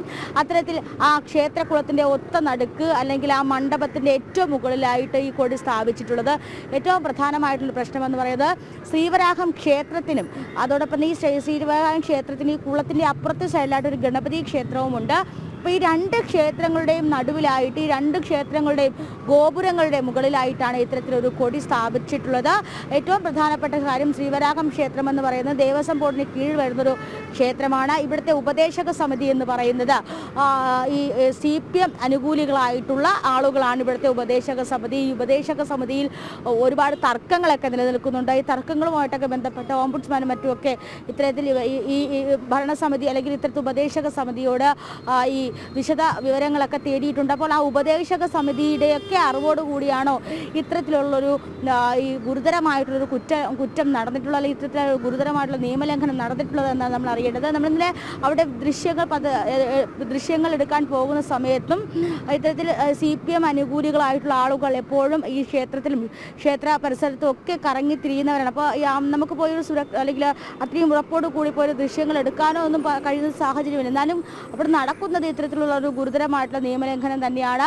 ഹൈക്കോടതിയുടെ ഭാഗത്തു നിന്നും കർശനമായിട്ടുള്ള നിർദ്ദേശം നിലനിൽക്കുമ്പോഴാണ് ഇത്തരത്തിലൊരു പാർട്ടിയുടെ ചിഹ്നം അല്ലെങ്കിൽ പാർട്ടി അനുഭാവത്തിൻ്റെ ഒരു ചിഹ്നം പ്രദർശിപ്പിച്ചിട്ടുണ്ട്. അതോടൊപ്പം തന്നെ ഒരു വലിയൊരു ചെങ്കൊടി അവിടെ ഈ ക്ഷേത്ര ഗോപുരത്തിന് മുകളിലായിട്ട് സ്ഥാപിച്ചിട്ടുള്ളതെന്നും നമുക്ക് മനസ്സിലാക്കാൻ സാധിക്കുന്നുണ്ട്. നമുക്ക് അത് ഈ ശ്രീപത്മനാഭസ്വാമി ക്ഷേത്രത്തിൻ്റെ പരിസരത്തുള്ള കെട്ടിടങ്ങളിലേക്ക് മുകളിൽ കയറുന്ന നോക്കുമ്പോൾ നമുക്ക് കാണാൻ സാധിക്കും, ക്ഷേത്രത്തിൻ്റെ മുകളിലായിട്ടാണ് ഈ കൊടി പാറിക്കളിക്കുന്നത്. അവിടുത്തെ ലോക്കൽ CPM നേതാക്കൾ അല്ലെങ്കിൽ ലോക്കൽ CPM അനുഭാവികളായിട്ടുള്ള ആളുകളാണ് ഇത്തരത്തിലുള്ള ഇതിന് പിന്നിൽ എന്താ നമുക്ക് പറയാൻ സാധിക്കും. ഇതിനെതിരെ ഹൈന്ദവ സംഘടനകളൊക്കെ എതിർപ്പുമായിട്ടൊക്കെ വന്നിട്ടുണ്ട്. ഇത്തരത്തിൽ ഈ കൊടി അവിടെ തന്നെ തുടരാനാണ് ഉദ്ദേശമെങ്കിൽ അത് എടുത്തു മാറ്റിയില്ല എങ്കിൽ വലിയ രീതിയിലുള്ള പ്രതിഷേധങ്ങളിലൊക്കെ പോകുമെന്ന് ഹൈന്ദവ സംഘടനകളും അറിയിച്ചിട്ടുണ്ട്. അപ്പോൾ സംസ്ഥാനത്തിൻ്റെ വിവിധ ഭാഗങ്ങളിൽ ക്ഷേത്രങ്ങൾ ഇത്തരത്തിൽ പ്രചരണ വേദികളാക്കുമ്പോൾ, ക്ഷേത്രങ്ങൾ ഇത്തരത്തിൽ ഇടത് പ്രചാരണ വേദികളാക്കുമ്പോഴൊക്കെ ഹൈക്കോടതിയുടെ നിർദ്ദേശങ്ങൾ നിലനിൽക്കുമ്പോൾ സർക്കാർ ഇതിനൊക്കെ പുല്ലുവിലയാണ് നൽകുന്നത് നമുക്ക് മനസ്സിലാക്കാൻ സാധിക്കും. അതും ദേവസ്വം ബോർഡിന് കീഴിൽ വരുന്ന ക്ഷേത്രം. ദേവസ്വം ബോർഡ് പലപ്പോഴും പറയുന്ന ഇത്തരത്തിൽ രാഷ്ട്രീയപരമായിട്ടും ചിഹ്നങ്ങളൊന്നും ക്ഷേത്രത്തിൻ്റെ പരിസരത്തിലും പാടില്ല, അത് അനുവദിക്കില്ല എന്ന് പല ഘട്ടത്തിൽ ദേവസ്വം ബോർഡ് പറയുമ്പോഴും ഇത്തരത്തിൽ CPMൻ്റെ അനുകൂല ഉപദേശക സമിതിയുള്ള അത്തരത്തിൽ സംഘടനകളുള്ള ക്ഷേത്രങ്ങളിലൊക്കെ നടക്കുന്നത് ഈ ഗുരുതരമായിട്ടുള്ള നിയമലംഘനമാണെന്ന് നമുക്ക് പറയാൻ സാധിക്കും. കൃഷ്ണരാജ്, ഇത് ഈ ചെഗുവേരയെ കുടിയിരുത്താനുള്ള ഇടമല്ലെന്ന് എല്ലാവർക്കും അറിയാം. ഈ ക്ഷേത്രങ്ങൾ പിടിച്ചെടുക്കുക എന്ന പാർട്ടിയുടെ പുതിയ ശൈലി, അതിൻ്റെ മറ്റൊരു ഉദാഹരണമോ നമ്മൾ ഈ കാണുന്നത്?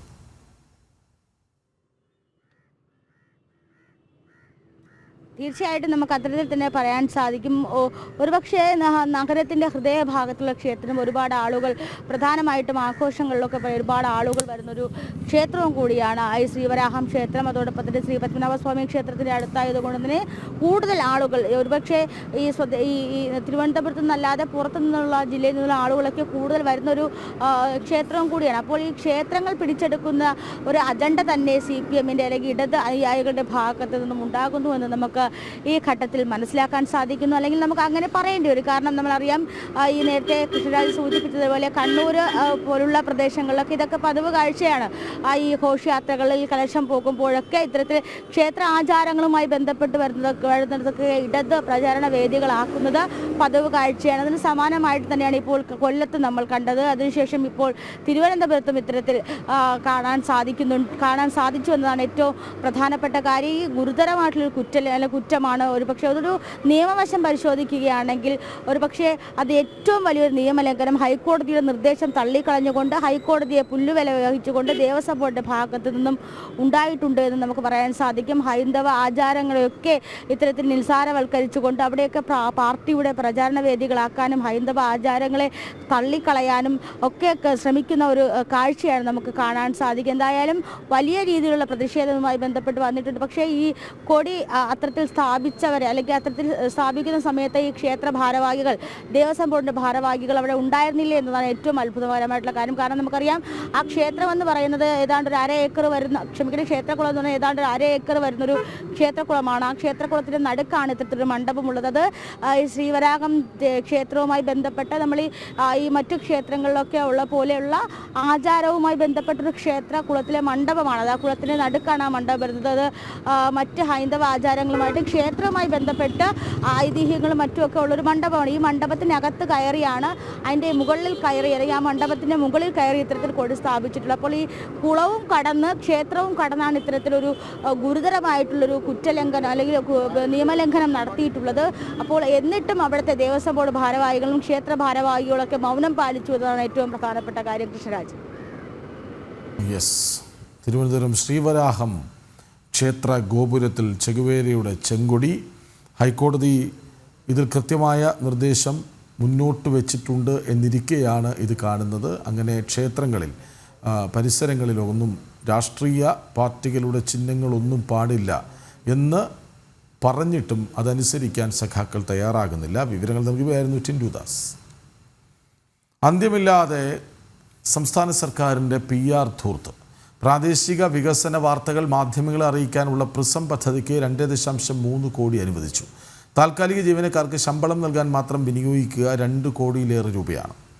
ഈ ബ്രേക്കിംഗ് വാർത്തയുടെ വിവരങ്ങളുമായി പ്രജിത്തൊപ്പം ചേരുന്നു. പ്രജിത്ത്, ധൂർത്ത് ഇന്നും ഇന്നലെയും തുടങ്ങിയതല്ല, ഓരോന്നിനും ഓരോ പേരിടുന്നു, അതങ്ങനെ നിർബാധം തുടരുന്നു. അതിൻ്റെ മറ്റൊരു കാഴ്ച അല്ലേ?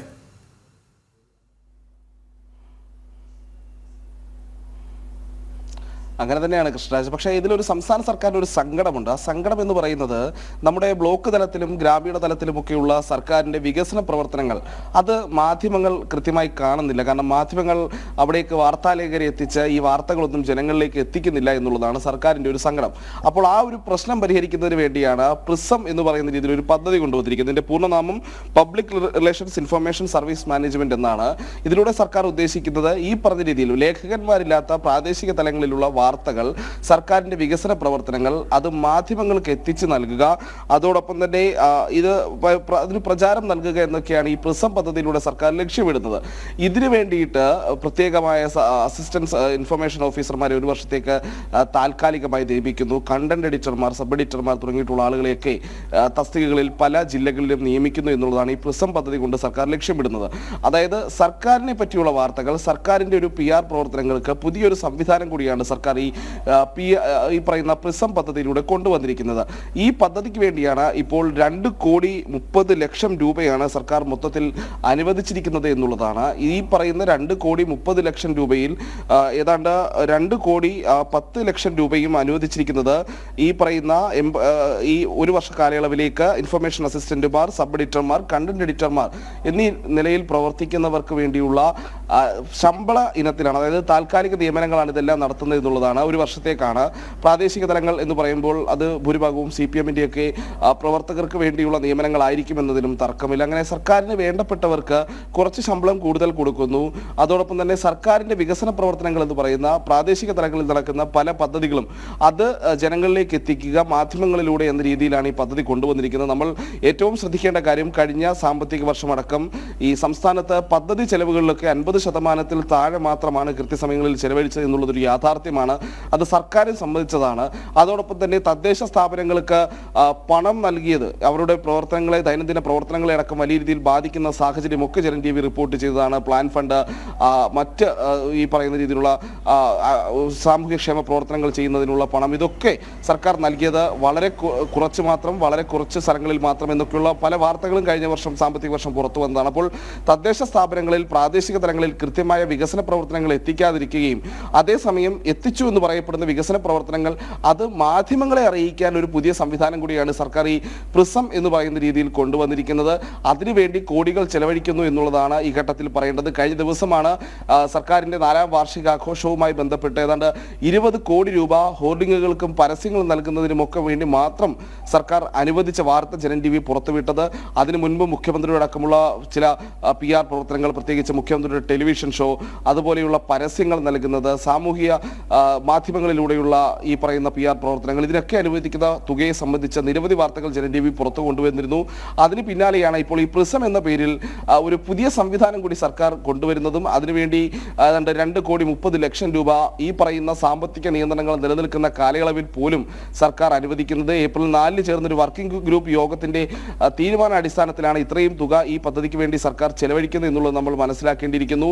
അതും ആശാ വർക്കേഴ്സ് അടക്കം സമരം തുടരുന്നു. അവരുടെ ഓണറേറിയം വർദ്ധിപ്പിക്കുന്ന കാര്യത്തിൽ ഒരു തീരുമാനവും ഉണ്ടായിട്ടില്ല. CPO റാങ്ക് ഹോൾഡേഴ്സിന്റെ സമരം തുടരുന്നു. അവർക്ക് നിയമനം നൽകാനുള്ള സാഹചര്യം സർക്കാർ, അല്ലെങ്കിൽ അങ്ങനെ ഒരു സംവിധാനത്തിലേക്ക് സർക്കാർ പോകുന്നില്ല. മറ്റ് പല വകുപ്പുകളിലും, സപ്ലൈകോ അടക്കമുള്ള വകുപ്പുകളിൽ നിയമന നിരോധനം നിലനിൽക്കുന്ന സാഹചര്യം പോലും ഉണ്ടെന്ന് പറയേണ്ടി വരുന്ന സാഹചര്യം.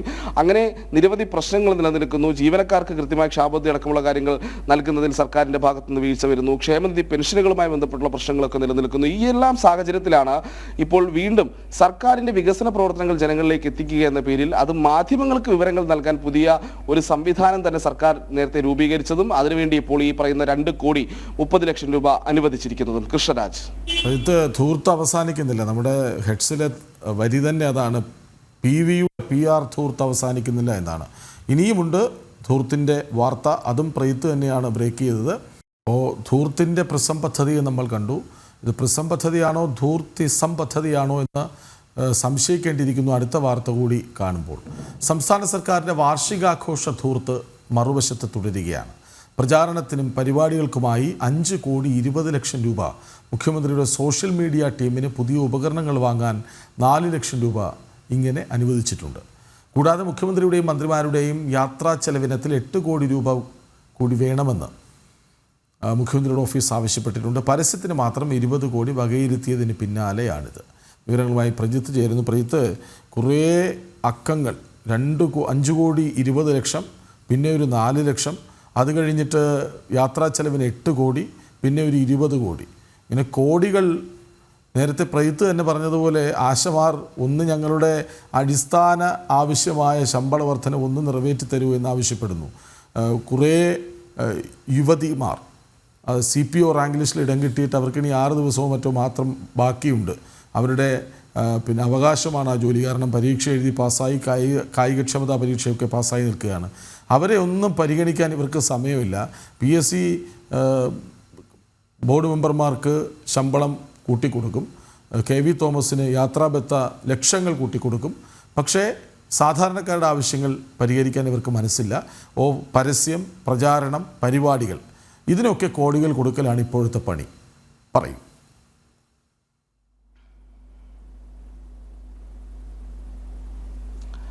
കൃഷ്ണ, അങ്ങനെ തന്നെയാണ്. കാരണം ഈ സർക്കാർ ഇതിനെ എങ്ങനെ ചെയ്യാൻ കഴിയുന്നു എന്നുള്ളൊരു ചോദ്യം പലപ്പോഴും നമ്മുടെ മനസ്സിൽ തന്നെ തോന്നിപ്പോകും. കാരണം ഇത്രയധികം പ്രശ്നങ്ങൾ നിലനിൽക്കുന്നു, ഇത്രയധികം ആളുകൾ അവരുടെ ഒരു മിനിമം വേതന വർധനവിനെങ്കിലും ഒരു കുറച്ചുകൂടിയെങ്കിലും പൈസ കൂട്ടിത്തരൂ എന്ന് സർക്കാർ എന്ന് പറഞ്ഞ് തെരുവിൽ കിടക്കുന്നു, പലവിധമായ സമരങ്ങൾ ചെയ്യുന്നു, മുടികൾ മുറിക്കുന്നു.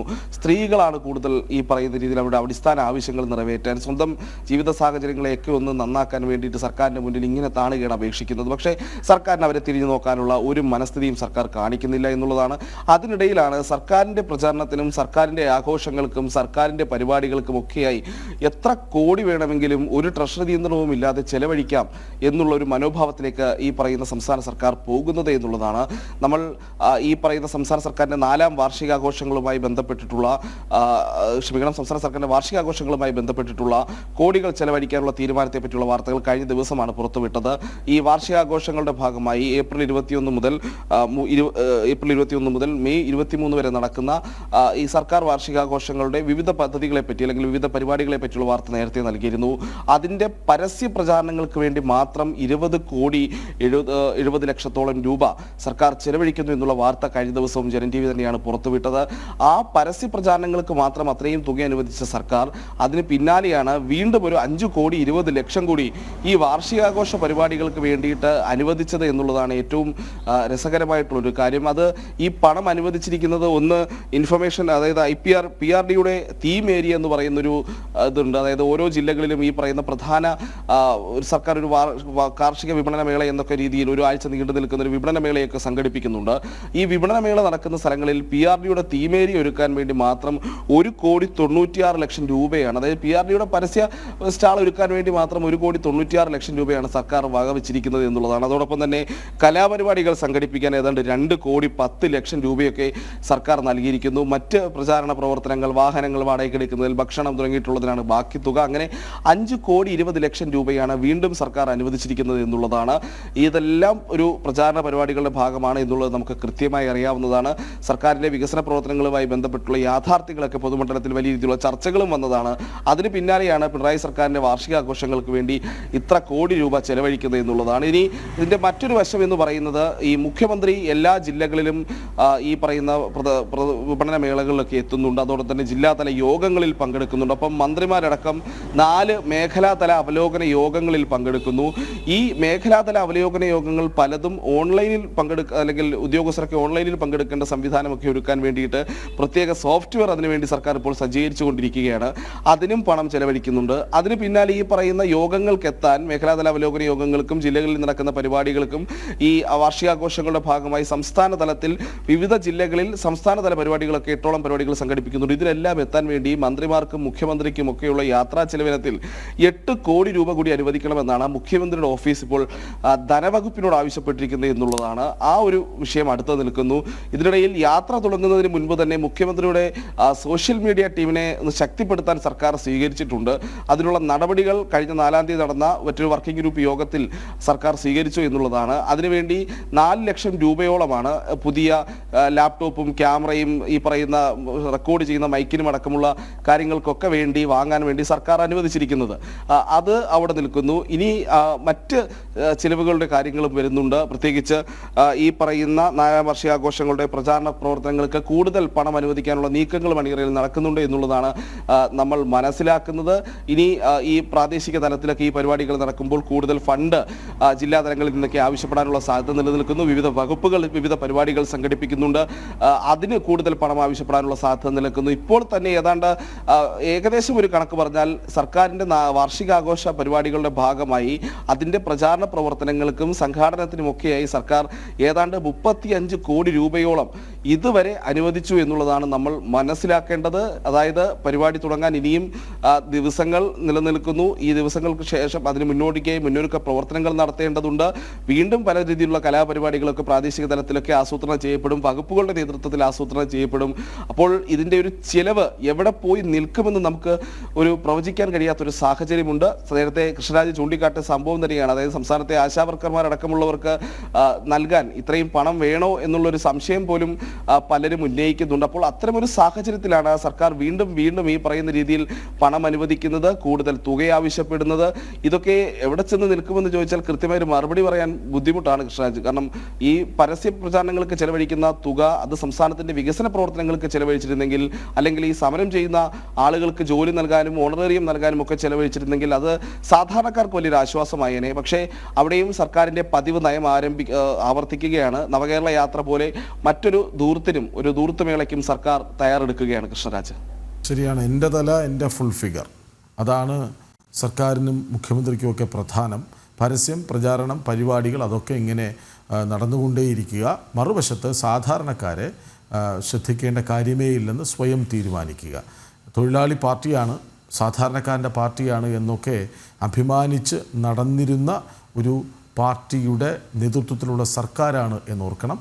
ധൂർത്താണ് പ്രധാനം, അല്ലാതെ സാധാരണക്കാരല്ല. വിവരങ്ങൾ നൽകുകയായിരുന്നു പ്രജിത്ത് മോഹൻ. പാലക്കാട് ഒരു പേരുമായി ബന്ധപ്പെട്ട് കോൺഗ്രസും CPMും അനാവശ്യ വിവാദങ്ങൾ സൃഷ്ടിക്കുമ്പോൾ മുനിസിപ്പൽ ബസ് സ്റ്റാൻഡിന് VK ശ്രീകണ്ഠൻ MPയുടെ പേര് നൽകിയിരിക്കുന്നത് മാനദണ്ഡങ്ങൾ ലംഘിച്ചാണ്. MP ലാഡ്സ് മാർഗരേഖയിൽ പറയുന്നതിന് വിരുദ്ധമായാണ് ബസ് സ്റ്റാൻഡിൽ MPയുടെ പേര് ലക്ഷങ്ങൾ ചെലവാക്കി ആലേഖനം ചെയ്തിരിക്കുന്നത്.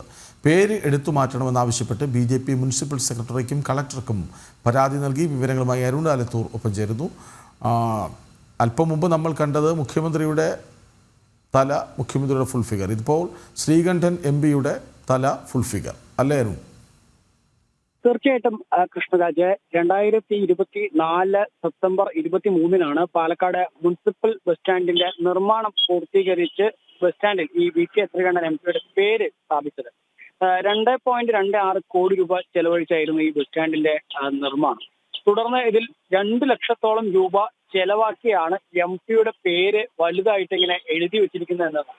പക്ഷേ ഇത് മാനദണ്ഡങ്ങൾ ലംഘിച്ചാണെന്നാണ് നമുക്ക് ജനം ടിവിക്ക് ലഭിച്ചിരിക്കുന്ന വിവരാവകാശ രേഖയിൽ പറയുന്നത്. അതായത് MP ലാഡ്സ് മാർഗനിർദ്ദേശങ്ങളിലെ ഖണ്ഡിക 3/2/17 അനുസരിച്ച് ഈ MP ലാഡ്സ് ഫണ്ട് വിനിയോഗിച്ച് നടത്തുന്ന പ്രവർത്തികൾ പൂർത്തീകരിച്ചാൽ ഉടൻ അവ പൊതുജനങ്ങൾക്കായി സമർപ്പിക്കുകയും അതുപോലെ തന്നെ പൊതുജന അവബോധത്തിനായി കല്ലിൽ ജനങ്ങൾക്ക് വായിക്കാവുന്ന തരത്തിൽ MPയുടെ പേരും പദ്ധതി വിവരങ്ങളും പ്രദർശിപ്പിക്കണമെന്നാണ് ഈ മാർഗനിർദ്ദേശങ്ങളിൽ പറയുന്നത്. അതായത് ഈ പദ്ധതി തങ്ങളുടെ, അതായത് ജനങ്ങളുടെ നികുതി പണം തന്നെ ഉപയോഗിച്ചുള്ളതാണ് എന്ന് ജനങ്ങൾക്ക് ബോധ്യമാവുന്നതിന് വേണ്ടി ഒരു കല്ലിൽ, ഒരു 3x4 വലിപ്പത്തിലൊക്കെ ഉള്ള കല്ലിൽ ഇത് ആലേഖനം ചെയ്ത് വെക്കണം എന്ന തരത്തിലാണ് ഈ MP ലാഡ്സിന്റെ മാർഗനിർദ്ദേശങ്ങളിൽ പറയുന്നത്. എന്നാൽ VK ശ്രീകണ്ഠൻ MP ഈ തന്റെ പേരിനാണ് ഇവിടെ അധിക പ്രാധാന്യം നൽകിയിരിക്കുന്നത് എന്നുള്ളതാണ് ബസ് സ്റ്റാൻഡിൽ നമുക്ക് കാണാൻ കഴിയുന്നത്. ഇതൊരു PR വർക്കിനായി ജനങ്ങളുടെ നികുതി പണം ദുരുപയോഗം ചെയ്ത് സ്ഥാപിച്ച ബോർഡാണ്. അതുകൊണ്ട് തന്നെ ഇത് എടുത്തു മാറ്റണം എന്നൊരു ആവശ്യവുമായി BJPയും രംഗത്ത് വന്നിട്ടുണ്ട്. മാത്രമല്ല ഈ ഭൂമിയിൽ മൾട്ടിപ്ലക്സ് തിയേറ്റർ ഉൾപ്പെടെ 20 കോടി രൂപയുടെ നിർമ്മാണ പ്രവർത്തനങ്ങൾ ബസ് സ്റ്റാൻഡിൽ ഉടൻ തന്നെ ആരംഭിക്കാനുള്ള ഒരു തീരുമാനത്തിലാണ് പാലക്കാട് നഗരസഭ ഇപ്പോൾ ഉള്ളത്. ബസ് സ്റ്റാൻഡിന് അടൽ ബിഹാരി വാജ്പേയിയുടെ പേരിടണമെന്ന ആവശ്യം നഗരസഭാ കൗൺസിലിൽ വരികയും ചെയ്തിരുന്നു എന്നുള്ളതാണ്. ഏതായാലും ഈ ഒരു പദ്ധതി നമ്മൾ ഉണ്ടാകുമ്പോൾ ആ പദ്ധതിയുടെ മറവിൽ വലിയ രീതിയിൽ MPമാരുടെയും മറ്റുമൊക്കെ പേര് പ്രദർശിപ്പിച്ചുകൊണ്ട് അതിനുവേണ്ടി ഇത്തരത്തിൽ 2 ലക്ഷത്തോളം രൂപ ചെലവാക്കുന്നു. മാത്രമല്ല കൃത്യമായ MP ലാഡ്സിന്റെ മാർഗനിർദ്ദേശങ്ങളിൽ പറയുന്നത് ഈ പദ്ധതി ജനങ്ങൾക്ക് ബോധ്യമാവാൻ വേണ്ടി മാത്രമാണ് ഇങ്ങനെ ഈ പേരും മറ്റു വിവരങ്ങളൊക്കെ നമ്മൾ എല്ലാ ഉദ്ഘാടന പരിപാടികളിലും ഉദ്ഘാടനം ചെയ്തത് ആരാണോ മറ്റു കാര്യങ്ങളുടെയൊക്കെ പേരുകൾ നമ്മൾ കാണാറുണ്ട്. ആ പേരുകൾ ആലേഖനം ചെയ്യണമെന്ന് ആ മാർഗനിർദ്ദേശങ്ങളിൽ പറയുന്നത് അത് ജനങ്ങൾക്ക് അവരുടെ നികുതി പണമാണ്, അതിൽ നിന്ന് ഇത്രയും രൂപ ചെലവഴിച്ചാണ് ഈ പദ്ധതി നടപ്പിലാക്കിയിരിക്കുന്നത്, ഈ വർഷത്തിൽ തുടങ്ങി ഇത്ര വർഷത്തിനുള്ളിലാണ് ഇതിന്റെ നിർമ്മാണം പൂർത്തീകരിച്ചിരിക്കുന്നത് തുടങ്ങിയ കാര്യങ്ങൾ ജനങ്ങൾക്ക് ബോധ്യപ്പെടാൻ വേണ്ടി മാത്രമാണ് എന്നുള്ളതാണ് മാർഗനിർദ്ദേശങ്ങളിൽ പറയുന്നത്. അതിലുപരി ഇവിടെ ഈ ഒരു താനാണ് ചെയ്തത് എന്ന തരത്തിൽ, അല്ലെങ്കിൽ തന്റെ തല തന്റെ ഫുൾ ഫിഗർ എന്ന തരത്തിലാണ് ഈ പേരിനെ ഇവിടെ ദുരുപയോഗം ചെയ്തിരിക്കുന്നത് എന്നുള്ളതാണ്. ഈ പേര് നൽകാൻ വേണ്ടി മാത്രം ഇവിടെ ഇത്രയേറെ പണം ദുരുപയോഗം ചെയ്തിരിക്കുന്നത് എന്നുള്ളതാണ്. ഏതായാലും സംഭവത്തിൽ BJP ഈ ബോർഡും ഈ പേരും ഒക്കെ ഇവിടുന്ന് മാറ്റണം എന്നൊരു ആവശ്യവുമായി രംഗത്ത് വരികയും ചെയ്തിട്ടുണ്ട്. കൃഷ്ണരാജ്. ശരി, അരുണാലത്തൂരാണ് വിവരങ്ങൾ നൽകിയത്. വഖഫ് അധിനിവേശത്തിൽ വഖഫ് ബോർഡിൻ്റെയും സർക്കാരിൻ്റെയും ഇരട്ടത്താപ്പ് തുറന്നുകാട്ടി കൂടുതൽ സമരങ്ങളിലേക്ക് കടന്ന് മുനമ്പം ജനത. പന്തം കൊളുത്തി പ്രകടനവും കോലം കത്തിക്കലും അടക്കമുള്ള സമരപരിപാടികളാണ് കഴിഞ്ഞ ദിവസം മുനമ്പത്ത് നടന്നത്. വിവരങ്ങളുമായി രേഷ്മ ബാബു ഒപ്പം ചേരുന്നു. രേഷ്മ, എന്താണ് വഖഫ് ബോർഡിൻ്റെയും സർക്കാരിൻ്റെയും ഇരട്ടത്താപ്പ്? കൃഷ്ണരാജ്, വഖഫ് ബോർഡിൻ്റെതായിട്ടുള്ളൊരു ഹർജി ഈയിടയ്ക്ക് ഹൈക്കോടതിയിലെത്തിയിരുന്നു. അതിൽ വഖഫ് ട്രിബ്യൂണൽ ഈ കേസുമായി ബന്ധപ്പെട്ട്, അതായത് മുനമ്പം ഭൂമി തർക്ക വിഷയവുമായി ബന്ധപ്പെട്ട് അന്തിമ ഉത്തരവിറക്കുന്നതിൽ വിലക്കേർപ്പെടുത്തിക്കൊണ്ടുള്ളതായിരുന്നു ഹൈക്കോടതിയുടെ ഇടക്കാല ഉത്തരവ്. അതേ സമയത്ത് തന്നെയാണ് സംസ്ഥാന സർക്കാർ നേരത്തെ തന്നെ മുനമ്പം ജനതയോട് കാട്ടിയ ചില നിലപാടില്ലായ്മ, അക്കാര്യത്തിലും വലിയ പ്രതിഷേധം നിലനിൽക്കുന്ന ഒരു സാഹചര്യത്തിൽ തന്നെയാണ് ഈ വഖഫ് ട്രിബ്യൂണലിന് വിലക്കേർപ്പെടുത്തിക്കൊണ്ട്, അതായത് അന്തിമ ഉത്തരവ് ഇറക്കുന്നതിൽ വിലക്കേർപ്പെടുത്തിക്കൊണ്ടുള്ള ഹൈക്കോടതിയുടെ ഇടക്കാല ഉത്തരവ്. വഖഫ് ബോർഡ് തന്നെയാണ് ഹൈക്കോടതിയെ സമീപിച്ചത്. അതായത് നേരത്തെ ട്രിബ്യൂണലിന് മുന്നിൽ ഈ പറവൂർ സബ് കോടതിയിലെ രേഖകൾ വേണമെന്നുള്ള ഒരു ആവശ്യം വഖഫ് ബോർഡ് ഉന്നയിച്ചിരുന്നു. പക്ഷേ ആ ആവശ്യം തള്ളിയിരുന്നു. ഇക്കാര്യത്തിൽ ഒരു ഇടപെടൽ ആവശ്യപ്പെട്ടുകൊണ്ടാണ് ഹൈക്കോടതിയിൽ ഹർജി നൽകിയത്. ഇതിൽ പ്രധാനമായിട്ടും മുനമ്പം ജനത വിശ്വസിക്കുന്നത് വഖഫ് ബോർഡും സംസ്ഥാന സർക്കാരും ഒരേ നിലപാട് തന്നെ സ്വീകരിക്കുന്നുണ്ട്. അതുകൊണ്ട് തന്നെ ഇക്കാര്യത്തിൽ തങ്ങൾ ഇവരുടെ ഇരട്ടത്താപ്പ് തുറന്നു കാട്ടേണ്ടതുണ്ട്. അതിന്റെ അടിസ്ഥാനത്തിൽ തന്നെയാണ് തന്നെയാണ് കഴിഞ്ഞ കുറേ ദിവസങ്ങളായിട്ട് ഇവർ സമരം ശക്തിപ്പെടുത്താനായിട്ടുള്ള ഒരു നീക്കത്തിലേക്ക് പോയത്. പന്തംകൊളുത്തി പ്രകടനമടക്കം കഴിഞ്ഞ ദിവസങ്ങളിൽ മുൻപും തീരപ്രദേശത്ത് നടക്കുകയും ചെയ്തിരുന്നു. എന്തായാലും സമരം മുന്നോട്ട് പോകുന്നുണ്ട്. ഏറ്റവും പ്രധാനമായിട്ടും കഴിഞ്ഞ ദിവസങ്ങളിൽ മുൻപും സമരസമിതി വ്യക്തമാക്കിയത്, അതായത് വഖഫ് ഭേദഗതി നിയമം പ്രാബല്യത്തിൽ വന്ന ഒരു സാഹചര്യത്തിൽ അതിൽ സഹായിച്ചവരാരൊക്കെയാണെന്നും അതിനെതിരെ നിന്ന ആളുകൾ ആരൊക്കെയാണെന്നും തങ്ങൾക്ക് കൃത്യമായിട്ട് അറിയാമെന്നുള്ള ഒരു പ്രത്യക്ഷ ആരോപണത്തിലേക്ക് തന്നെ ഈ അടുത്ത ദിവസങ്ങളിൽ മുൻപത്തെ സമരസമിതി രംഗത്ത് വന്നിരുന്നു. അത് മാത്രമല്ല, ഈ KCBCയും മറ്റ് ക്രൈസ്തവ സംഘടനകളും ആവശ്യപ്പെട്ടിട്ടും അനുകൂലമായിട്ടുള്ളൊരു സമീപനം വഖഫ് ഭേദഗതി ബില്ല് ഇരു സഭകളിലും അവതരിപ്പിച്ച സമയത്ത് കോൺഗ്രസ് എംപിമാരടക്കം സ്വീകരിച്ചിരുന്നില്ല. ഇക്കാര്യവും അവർ വെളിപ്പെടുത്തിയതാണ്. എന്തായാലും നിലവിൽ ഈ മുനമ്പം തീരദേശ ജനത നടത്തുന്ന സമരം മുന്നോട്ട് പോകുന്നുണ്ട്. അതോടൊപ്പം തന്നെ വഖഫ് ട്രിബ്യൂണലിന് മുന്നിലും അതുകൂടാതെ ഹൈക്കോടതിയിലും ഇതുമായി ബന്ധപ്പെട്ടുള്ള കേസുകൾ നിലനിൽക്കുന്നുണ്ട്. ഇക്കാര്യത്തിൽ സർക്കാർ എടുത്തിട്ടുള്ള നയങ്ങൾ അത് തങ്ങൾക്കെതിരാണെന്ന് തന്നെയാണ് മുനമ്പം തീരദേശ ജനത വിശ്വസിക്കുന്നത്. എന്തായാലും നിലവിൽ ട്രിബ്യൂണലിന് അന്തിമ ഉത്തരവ് ഇറക്കുന്നതിന് ഇനി ഹൈക്കോടതിയുടെ അനുമതി ആവശ്യമാണ്. മെയ് മാസം അവസാനം ഈ ഹർജി ഹൈക്കോടതി വീണ്ടും പരിഗണിക്കുന്നുണ്ട്. അതുവരെയാണ് അന്തിമ ഉത്തരവ് ഇറക്കുന്നതിൽ ഹൈക്കോടതി വിലക്കേർപ്പെടുത്തിയിട്ടുള്ളത്. പക്ഷേ വാദം തുടരാമെന്ന് തന്നെയാണ് ഹൈക്കോടതി സിംഗിൾ ബെഞ്ച് അറിയിക്കുകയും ചെയ്തിട്ടുള്ളത്. ഏറ്റവും പ്രധാനമായിട്ടും കഴിഞ്ഞ ദിവസങ്ങളിൽ കോഴിക്കോട് വഖഫ് ട്രിബ്യൂണലിന് മുന്നിൽ വാദം നടന്ന വേളയിൽ ചില ചോദ്യങ്ങൾ ട്രിബ്യൂണൽ ഉന്നയിക്കുകയും ചെയ്തിരുന്നു. അതായത് 2019 ഈ വഖഫ് ബോർഡ് ഈ ഭൂമിയുടെ രജിസ്റ്റർ നടപടികൾ ആരംഭിച്ചത്. 2019 മുൻപേ തന്നെ ഫറൂഖ് കോളേജ് ഈ മുനമ്പത്തെ ഭൂമി വിൽപ്പന നടത്തുകയും ചെയ്തിരുന്നു. അങ്ങനെയെങ്കിൽ വിൽപ്പന സാധൂകരിക്കപ്പെടില്ലേ എന്നുള്ളൊരു ചോദ്യമായിരുന്നു വഖഫ് ട്രിബ്യൂണലിന്റെ ഭാഗത്തു നിന്നും ഉണ്ടായിട്ടുള്ളത്. എന്തായാലും നിലവിൽ കോടതിയിലും അതോടൊപ്പം തന്നെ ട്രിബ്യൂണലിന് മുന്നിലും ഈ വ്യവഹാരങ്ങൾ നടക്കുന്നുണ്ട്. അതേസമയം തന്നെ ഈ സർക്കാരിന്റെ നിലപാടില്ലായ്മയിൽ പ്രതിഷേധിച്ചുകൊണ്ടും വഖഫ് ബോർഡിന്റെ ഈ ഒരു വീണ്ടും നിയമക്കുരുക്കിലാക്കാനുള്ള രീതിയെ പ്രതിഷേധിച്ചുകൊണ്ടുമാണ് ഇരട്ടത്താപ്പ് ചോദ്യം ചെയ്തുകൊണ്ട് മുനമ്പം ജനത രംഗത്ത് വന്നിട്ടുള്ളത്. കൃഷ്ണരാജ്, മുനമ്പം ജനത കൂടുതൽ സമരങ്ങളിലേക്ക് കടക്കുകയാണ്. കഴിഞ്ഞ ദിവസം പന്തംകൊളുത്തി പ്രകടനവും കോലം കത്തിക്കലും അടക്കം സമരപരിപാടികൾ നടന്നിരുന്നു. വിവരങ്ങൾ നൽകുകയായിരുന്നു രേഷ്മ. ഷൈൻ ടോം ചാക്കോ പ്രതിയായ കൊക്കെയിൻ കേസിൽ പോലീസ് അന്വേഷണത്തിലെ പിഴവുകൾ എണ്ണിപ്പറഞ്ഞ് വിചാരണ കോടതി. കേസ് സംശയാതീതമായി തെളിയിക്കാൻ പ്രോസിക്യൂഷന് കഴിഞ്ഞില്ലെന്ന് വിചാരണ കോടതി പറഞ്ഞു.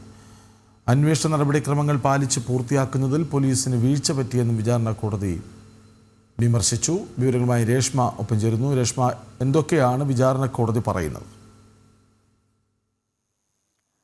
കൃഷ്ണരാജ്, 2015 നടൻ ഷൈൻ ടോം ചാക്കോ ഉൾപ്പെടെയുള്ള 8 പേരെ പ്രതികളാക്കി കൊക്കെയിൻ പിടിച്ചെടുത്തതുമായി ബന്ധപ്പെട്ട് കടവന്ത്ര പോലീസ് കേസെടുത്തത്. ഇക്കഴിഞ്ഞ ഫെബ്രുവരി 18 8 പ്രതികളെയും കോടതി കുറ്റമുക്തരാക്കുകയും ചെയ്തിരുന്നു. പക്ഷേ അതിന്റെ വിധിപ്പകർപ്പ് ഇപ്പോഴാണ് പുറത്തു വരുന്നത്. അതിൽ പോലീസിന് വലിയ രീതിയിൽ വീഴ്ച സംഭവിച്ചു. അതായത് അന്വേഷണത്തിലെ പിഴവുകളാണ് വിചാരണ കോടതി എണ്ണിപ്പറഞ്ഞിട്ടുള്ളത്. അതുകൊണ്ട് തന്നെ ഈ 8 പ്രതികളെയും കുറ്റമുക്തരാക്കേണ്ടി വന്നു എന്നും കോടതി എടുത്തു പറയുകയും ചെയ്തിട്ടുണ്ട്. കേസ് സംശയാതീതമായിട്ട് തെളിയിക്കാൻ പ്രോസിക്യൂഷന് കഴിഞ്ഞില്ല എന്നുള്ളൊരു കണ്ടെത്തലാണ് വിചാരണ കോടതിയുടെ ഭാഗത്തു നിന്നും ഉണ്ടായിട്ടുള്ളത്.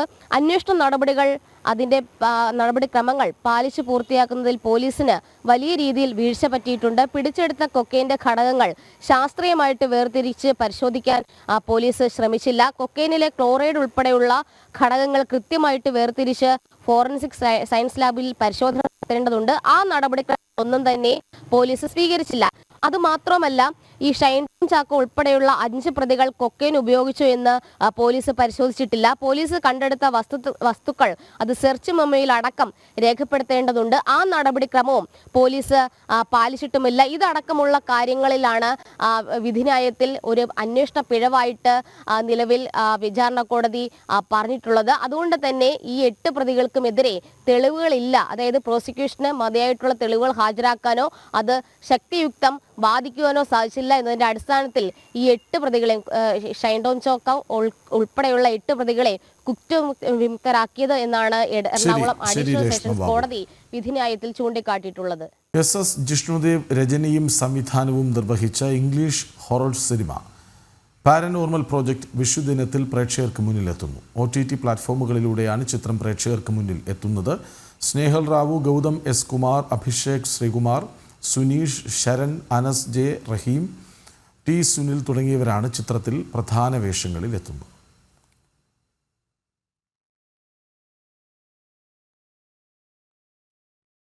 അങ്ങനെ സമഗ്രമായൊരു പുത്തൻ പുലരി പൂർണ്ണമാവുകയാണ്. എല്ലാ പ്രേക്ഷകർക്കും ഒരിക്കൽ കൂടി ഒരു ശുഭദിനത്തിൻ്റെ തുടർച്ച ആശംസിക്കുന്നു.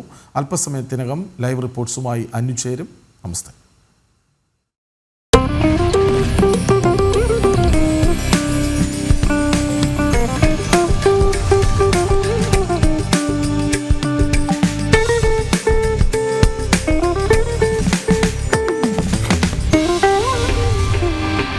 Thank you.